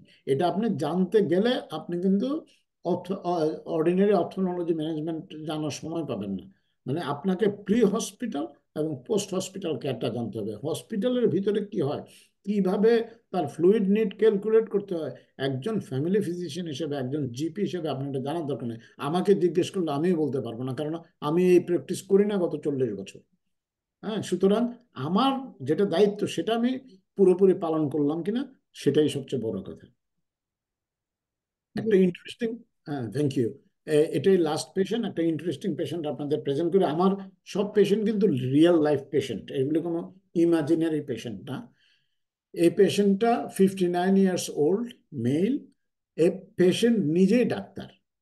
এখন সে তার জিপির কাছে গেছে, আহ, কারণ কিছুদিন ধরে লাইট এক্সারসাইজ, ওয়াকিং এগুলো করতে গেলে তার একটু শ্বাসকষ্ট হয়। হুম। এবং এটা হচ্ছে রিসেন্ট অনসেট, এটা হচ্ছে গত কয়েক সপ্তাহ ধরে খেয়াল করছে যে সে যখন বিকেলে চেম্বার থেকে এসে হাঁটে বা হাঁটাহাঁটি করে অথবা সকালে হাঁটতে বেরোয়, তখন তার একটু শ্বাসকষ্ট হয়। এবং কিছুদিন আগেও সে তার ছেলের সাথে, ডক্টর সাহেব তার ছেলের সাথে টেবিল টেনিস খেলতেন। কোনো অসুবিধা নাই, কিন্তু হঠাৎ করে কয়েকদিন ধরে তার হাঁটতে গেলে একটু একটু শ্বাসকষ্ট হয়। এবং এই ঘটনাটা যখন ঘটে তখন এই যে কোভিডের লকডাউন চলছে। তো কোভিডের লকডাউনে কি হয়, এই যে মাস্ক পরে হাঁটতে বলে না, মাস্ক পরাটা ইয়ে ছিল। এখন সে চিন্তা করতেছে এটা কি মাস্কের কারণে যে আমি ঠিকমতো শ্বাস নিতে পারছি না। আবার তার আরেক সমস্যা হচ্ছে, সে 1 সপ্তাহ পরে তার একটা বিদেশে একটা ট্রাভেল করার প্ল্যান আছে, এর মধ্যে তার একটু শ্বাসকষ্ট হচ্ছে। এই সব নিয়ে সে চিন্তা করলো না যায়, তারপরেও একটু চেক আপ করে একটু জিপির কাছে যাই, ডাক্তারের কাছে যাই, দেখি সে কি বলে। তখন ডাক্তার তার চেস্ট অস্কালটেট করে দেখলো যে চেস্ট ক্লিয়ার, কিছু না। ব্লাড প্রেশার হচ্ছে 125/70। এই ভদ্রলোক নন স্মোকার, নন ডায়াবেটিক। হুম। একটা ইয়ে আছে যে তার করোনারি আর্টারি ক্যালসিয়াম স্কোর, এটা ওই যেহেতু ওই জিপির কাছে রেগুলার চেক আপে যায়, সে জানতো যে coronary artery calcium score high. আপনাদের কি কারো করোনারি আর্টারি ক্যালসিয়াম স্কোর সম্বন্ধে কোনো ধারণা আছে? না থাকলে কোনো অসুবিধা নেই। জি। নাই, নাই নাই স্যার, একটু হ্যাঁ, বললে ভালো হতো স্যার। আচ্ছা, গুড। গুড, না থাকলে কোনো অসুবিধা নাই। সেটা হচ্ছে করোনারি আর্টারি ক্যালসিয়াম স্কোরটা হচ্ছে আপনার করোনারি আর্টারিতে ক্যালসিয়াম ডিপোজিশনের একটা ইন্ডিকেশন দেয়। এই স্কোরটা নর্মাল ভ্যালু হচ্ছে 0 to 100। এটা একটা সিটি স্ক্যান করে এই টেস্টটা করতে হয়। এখন আপনার ক্যালসিয়াম তো জানেন যে আপনারা, এটা বোনের একটা কম্পোনেন্ট, তাই না? হিউম্যান বোনের কম্পোনেন্ট না ক্যালসিয়াম? ক্যালসিয়ামটা কি করে, বোনকে স্ট্রেংথেন করে, তাই তো? তো এইটা যদি করোনারি আর্টারিতে জমা হয় তাহলে ব্যাপারটা কি হবে, আর্টারির ফ্লেক্সিবিলিটি কমে যাবে না, ইলাস্টিসিটি কমে যাবে না? এবং এই ক্যালসিয়ামটা যদি আর্টারির এন্ডোথেলিয়ামে ডিপোজিট হয় তাহলে কি হবে, তাইলে ওই সারফেসটা রাফ হয়ে যাবে, তখন কোলেস্টেরল প্লাগগুলি আটকে যাবে না সেখানে। এখন তার হচ্ছে coronary artery calcium score high, এটা ছাড়া তার আর কোনো হিস্ট্রি নাই। ও, তার রিফ্লাক্স আছে, রিফ্লাক্স থাকার কারণে সে ইসোমোপ্রাজল খায় রেগুলার, কিন্তু তার চেস্ট পেনের কোনো হিস্ট্রি নাই। আগে 2-1 বার কনফিউশন হতে ইসিজি করছে বা রুটিন ইসিজি করা হয়েছে, কোনো সময় কোনো ইসিজিতে কোনো অ্যাবনর্মালিটি নাই। কিন্তু কিছু মানে কয়েকবার তার এমন হয়েছে যে রাতের বেলা ঘুম ভেঙে যায়, গলায় একটু ব্যথা হয়, রিফ্লাক্স হলে যেরকম হয় না গলার মধ্যে অনেক সময় বার্ন হয় না বা ব্যথা হয়, ওই রকম হয়েছে। তারপরে সে ঘুম থেকে উঠে আহ, 1 গ্লাস পানি খেলো, অথবা কখনো কখনো একটা এক্সট্রা ইসোমোপ্রাজল খেয়ে ফেললো, কিছুক্ষণ পরে গলার ব্যথা আবার চলে যায়, সে ঘুমিয়ে পড়ে। তো কিছুদিন ধরে তার ডাক্তার তাকে রোসুভাস্টেটিন কোলেস্টেরলের ড্রাগ দিয়েছে। কি কারণে? এমন না যে তার কোলেস্টেরল খুব বেশি হাই, সামান্য একটু বেশি, কিন্তু তাকে দিয়েছে যেহেতু তার ক্যালসিয়াম স্কোরটা হাই, যেহেতু মনে করতেছে যে যে কোনো সময় কোলেস্টেরল প্লাক হয়ে যাবে, ঠিক আছে আপনি কোলেস্টেরলটা আরো কমের মধ্যে রাখেন, সেই জন্য সে রোসুভাস্টেটিন খায়। তার ভিটামিন ডি ডেফিসিয়েন্সি আছে, ভিটামিন ডিও খায়। তাকে ক্লোপিডোগ্রেল তার জিপি দিয়েছে। ক্লোপিডোগ্রাল তো আপনারা জানেন যেটা ক্লোপিড বাংলাদেশে। তো কেন দিয়েছে? সেই একই কারণ, যে ডাক্তার চায় যে তার ব্লাডটা একটু থিন থাকুক, যেহেতু তার ক্যালসিয়াম স্কোর হাই, ক্যালসিয়াম আর্টারিগুলি ডিপোজিট করতে পারে। এবং সে রেগুলার জিপির কাছেও যায়, কার্ডিওলজিস্ট, যেহেতু সে নিজে ডাক্তার, একটু সচেতন মানুষ, নিজের হেলথের ব্যাপারে একটু কনসার্ন। ওই যে সকালে বললাম না যে নিজে 5 ওয়াক্ত নামাজ না পড়লে আরেকজনকে কিভাবে নামাজ পড়তে বলে। তো এই ভদ্রলোক চিন্তা করলো যে আমি রোগীদেরকে নামাজ পড়তে বলে আমি একটু নামাজ পড়ি। তো সে ডাক্তারের কাছে গিয়ে রেগুলার চেক আপে থাকে, এর মধ্যে জিপির কাছে গেছে। এখন আপনারা বলেন যে এই ভদ্রলোকের কি আউটকাম হতে পারে, বা আপনাদের কাছে কি মনে হচ্ছে, বা তাকে কি করা উচিত? স্যার, কেউ? এই রোগীটার প্রথম যদি চিন্তা করতে হয় যে হুম যেহেতু তার সিমটম যেগুলো দেখা যাচ্ছে সেটা হুম অ্যাকিউট করোনারি সিনড্রোম, এটা চিন্তা হুম করা যেতেই পারে একটা। হুম যেহেতু তার স্যার গ্যাস্ট্রোএসোফেজিয়াল রিফ্লাক্সের সমস্যা আছে, হুম এটারও কিছু সিমটম মিলে যেতে পারে। আরেকটা হলো স্যার, সে উইদিন 1 উইকের ভিতরে সে ওভারসিজ ট্রাভেল করবে, হুম এটার জন্য তার একটা অ্যাংজাইটি কাজ করছে। Very good. এখন হুম সব হুম মিলিয়ে আর কি, কিন্তু যেহেতু স্যার স্যার সে মেডিকেশন নিচ্ছে, সব যেমন হুম ক্লপিডোগ্রেল নিচ্ছে, রোচুভাস্টিটিন নিচ্ছে, হুম সে তার প্রিকশনারি মেজার অ্যাকিউট করোনারি সিনড্রোমের জন্য সে নিয়ে নিচ্ছে। হুম হুম তো এই হুম ক্ষেত্রে স্যার করোনারি সিনড্রোম ডিডি হিসেবে রাখা যায়, হুম ইসোফেজিয়াল রিফ্লেক্স হুম হতে পারে, অ্যাংজাইটি। আমার স্যার এই তিনটা মানে হুম। মনে হয়। হ্যাঁ, গুড, ভেরি গুড অ্যাসেসমেন্ট। আপনার ডিডিগুলো খুবই চমৎকার হয়েছে। এবং তার কিন্তু শ্বাসকষ্ট হচ্ছে, মানে হাঁটলে একটু ইয়ে হয়, এটাও মাথায় রাখতে হবে। হুম। আর আরেকটা ইন্টারেস্টিং ব্যাপার হচ্ছে, আপনারা জানেন যে ইসোফেজিয়াল স্পাজম, যদি আপনাদের মনে থাকে, ইসোফেজিয়াল স্পাজমেও কিন্তু সে ওই থ্রোট পেন নিয়ে রাতে ঘুম থেকে উঠে যাবে, তাই না? রাইট, তো রাইট। সেটা একটা ব্যাপার হতে পারে। তো এখানে আমরা এতক্ষণ যে এই জিনিসগুলি পড়লাম, হ্যাঁ, কি জিনিস মাথায় রাখতে হবে? প্রবাবিলিটি এবং পসিবিলিটি তো আপনি বললেন। হুম। এবং আমাদের মাথায় রাখতে হবে যে আমরা যাতে রেড ফ্ল্যাগকে আমরা যাতে ভুলে না যাই। হুম। এবং কোনো সিরিয়াস ইলনেসকে, আপনি অ্যাংজাইটি, অ্যাবসলিউটলি অ্যাংজাইটি একটা হতেই পারে, অ্যাংজাইটি আমাদের মাথায় থাকবে, কিন্তু অ্যাংজাইটির জন্য কোনো একিউট লাইফ থ্রেটেনিং কন্ডিশন হবে না, তাই না? রিফ্লাক্সের জন্য, ইসোফেজিয়াল স্পাজমের জন্য হবে না, কিন্তু একিউট করোনারি সিনড্রোমের জন্য কিন্তু হতে পারে, তাই না? Yes, sir. এইটা আমাদের মাথায় রাখতে হবে। এখন এই পেশেন্টকে কি, জিপির দায়িত্ব কি? মানে আপনি ফ্যামিলি ফিজিশিয়ান হিসেবে আপনার দায়িত্ব কি? এই পেশেন্টকে কি করবেন আপনি, ডক্টর আনোয়ার? স্যার, হুম ওনার যে একটা মানে আমি যদি ওই যে রেড ফ্ল্যাগ চিন্তা করি, তাহলে স্যার ইসিজি এবং ট্রপায় হুম এই দুটো জিনিস তাকে করতে দিব। হুম হুম এটা হলো প্রাথমিক হুম ইয়ে করা, এবং হুম হুম একটা জিটিএন এর অ্যাডভাইস করতে পারি তাকে। হুম হুম হুম হুম গুড গুড। এই পেশেন্টের ইসিজি করা হয়েছে এবং ট্রোপোনিন জি করা স্যার। হয়েছে, দুটোই নর্মাল আসছে। জিপি এই আচ্ছা দুটো স্যার। করালো, এই দুটো নর্মাল আসছে। তারপরের জি কাজ স্যার। কি? তারপরের কাজ কি? যদি নর্মাল আসে তাহলে স্যার একটা ইকো করানো যেতে পারে। গুড। একটা ইকো বা স্ট্রেস ইকো বা ইটিটি করাই যেতে পারে, ইটিটি তাই? করা যেতে পারে, রাইট। ইটিটি করা যেতে পারে, ভেরি ইটিটি গুড। করা যেতে পারে। হ্যাঁ, আমরা আমরা রাইট ডিরেকশনে হাঁটছি। এই পেশেন্টকে ওরা করলো কি, আপনার সিটি অ্যাঞ্জিওগ্রাম করতে পাঠালো। ঠিক আছে, যেহেতু ইসিজি এবং ট্রোপোনিন নর্মাল এসছে, তখন বাই দিস টাইম জিপি করলো কি, যে এই দুইটা নর্মাল পাওয়ার পরেও, যেহেতু এই রোগীটা ডাক্তার, যেহেতু তার শ্বাসকষ্ট হচ্ছে হাঁটলে, তার মাথা থেকে এই যে মানে মনে হয় না যে মাথায় খচখচ করে বা একটু সন্দেহ থাকে, সে কোনোভাবেই এই পেশেন্টকে 100% রিঅ্যাসিওর করতে পারছে না। তখন বললো যে আপনাকে কার্ডিওলজিস্টের কাছে পাঠায়, কার্ডিওলজিস্টের কাছে পাঠালো। কার্ডিওলজিস্ট করলো কি, একটা করোনারি সিটি অ্যাঞ্জিওগ্রাম করলো। সিটি অ্যাঞ্জিওগ্রাম করার পরে তার কাছে মনে হলো যে না, এটাতে আমি স্যাটিসফাইড না, আমি একটা ফুল অ্যাঞ্জিওগ্রাম করি। কারণ সিটি অ্যাঞ্জিওগ্রামটাতে তার কাছে মনে হচ্ছে যে তার কিছু ব্লক আছে, এটা মনে হচ্ছে।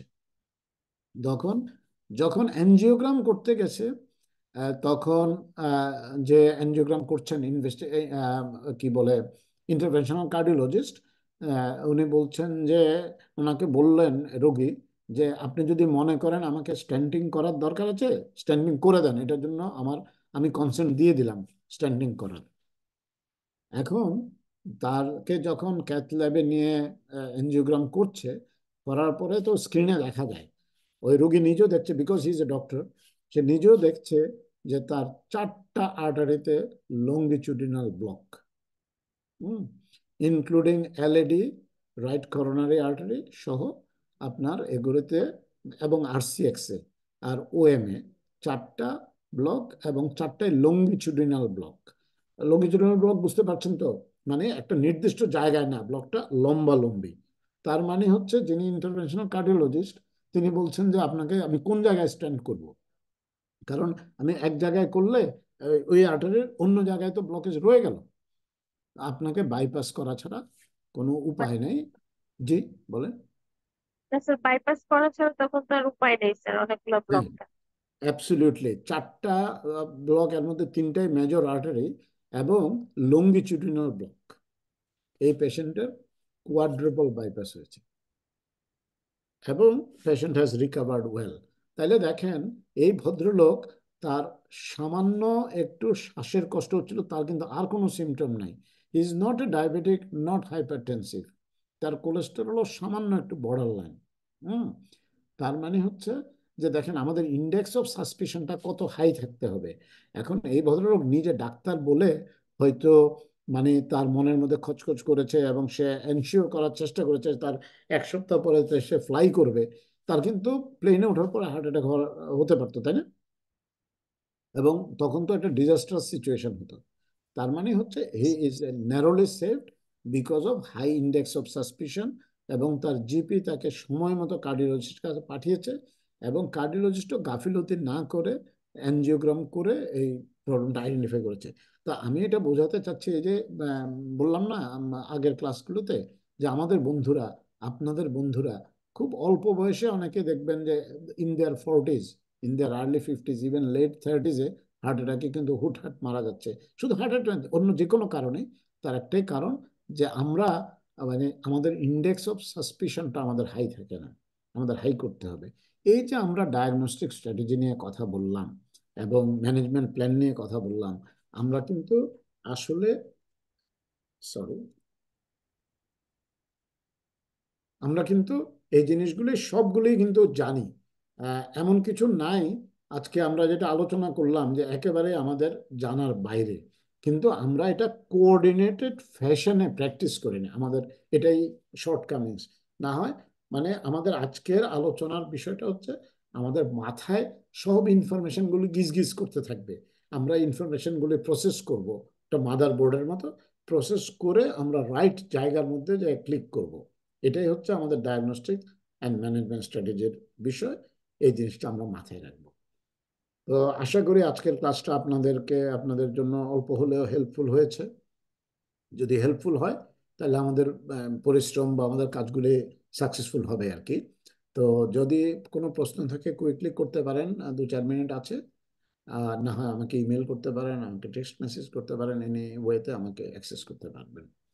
কারো কোনো স্যার প্রশ্ন? একটু জি। জানতে চাচ্ছিলাম যে এই যে কয়েকটা টার্ম ব্যবহার করেছেন স্যার, সোপ, হুম হুম প্রম্পট, হুম এগুলি কি হুম স্যার আমরা এমনি তো স্যার আপনার যে লেকচার শিটটা পাবো আমরা, হুম কিন্তু হুম হুম কোনো টেক্সট থেকে কি আমরা কোনো সাহায্য পেতে পারি কিনা? এটা আমি যেটা ইউজ করি, আমি ইউজ করেছি মেকুইনের একটা text book of family medicine. Doctor Osman আপনাদেরকে যে ইয়েটা দিয়েছে, ওইটাতে আছে প্রম্পটটা। আপনারা জন মুরতাগের নাম শুনেছেন? Sir sir please pardon sir. John Murtagh হচ্ছে অস্ট্রেলিয়ার জেনারেল প্র্যাকটিসের ফাদার ফিগার বলা চলে। ওনার একটা বই আছে হ্যান্ডবুক অফ জেনারেল প্র্যাকটিস, ওইটাতে পাবেন। এবং জন মুক্তা। MURTAGH, TAGH, মুরতাগ। আমি ওইটার ইয়ে দিয়ে দিব আপনাদেরকে, ওই নামগুলো দিয়ে দিব, আপনারা তাহলে ইন্টারনেটেও দেখে নিতে পারবেন আর কি। হ্যাঁ ওকে স্যার। হ্যাঁ, ওই বইগুলিতে আপনারা ইয়ে পাবেন, বা ডক্টর ওসমান যে বইটা আপনাদেরকে ডাউনলোড করতে দিয়েছে, খুব সম্ভবত ওটাতেও পাবেন, হ্যান্ডবুক অফ জেনারেল প্র্যাকটিস যেটা অক্সফোর্ডের বইটা যেটা স্যার। অক্সফোর্ড, হ্যাঁ ওটার মধ্যেও পাবেন। কিন্তু মুরতাগ, আমরা অস্ট্রেলিয়াতে মুরতাগের বই ফলো করি, তো ওইটাতে তো জি স্যার। ডেফিনেটলি আছে। ওইটার আমি নাম টাম ওগুলো দিয়ে দিব, উনি আপনাদেরকে পাঠিয়ে দেবো আর কি। হ্যাঁ, okay sir, thank you sir. Thank you so much. আর যদি কারো কোনো প্রশ্ন না থাকে তাহলে আমরা কনক্লুড করব। So hopefully it was helpful to you. যদি কোনো প্রশ্ন থাকে যে কোনো সময় আমাকে করতে পারবেন। Thank you. তাইলে যদি কোনো ইয়ে না থাকে আমরা তাহলে কনক্লুড করি। সবাই ভালো থাকবেন। আগামী সপ্তাহে আপনাদের সাথে আবার দেখা হবে ইনশাল্লাহ। আর 17 তারিখে আপনাদের ওই ক্লাসটা আছে, ওইটাতে অ্যাটেন্ড করার চেষ্টা করবেন। তাহলে আপনারা অ্যাসাইনমেন্টগুলি সম্পর্কে একদম ক্লিয়ার ধারণা নিয়ে নিতে পারবেন। Thank you so much. ভালো থাকবেন সবাই। আসসালামু আলাইকুম। Thank you sir. আসসালামু আলাইকুম।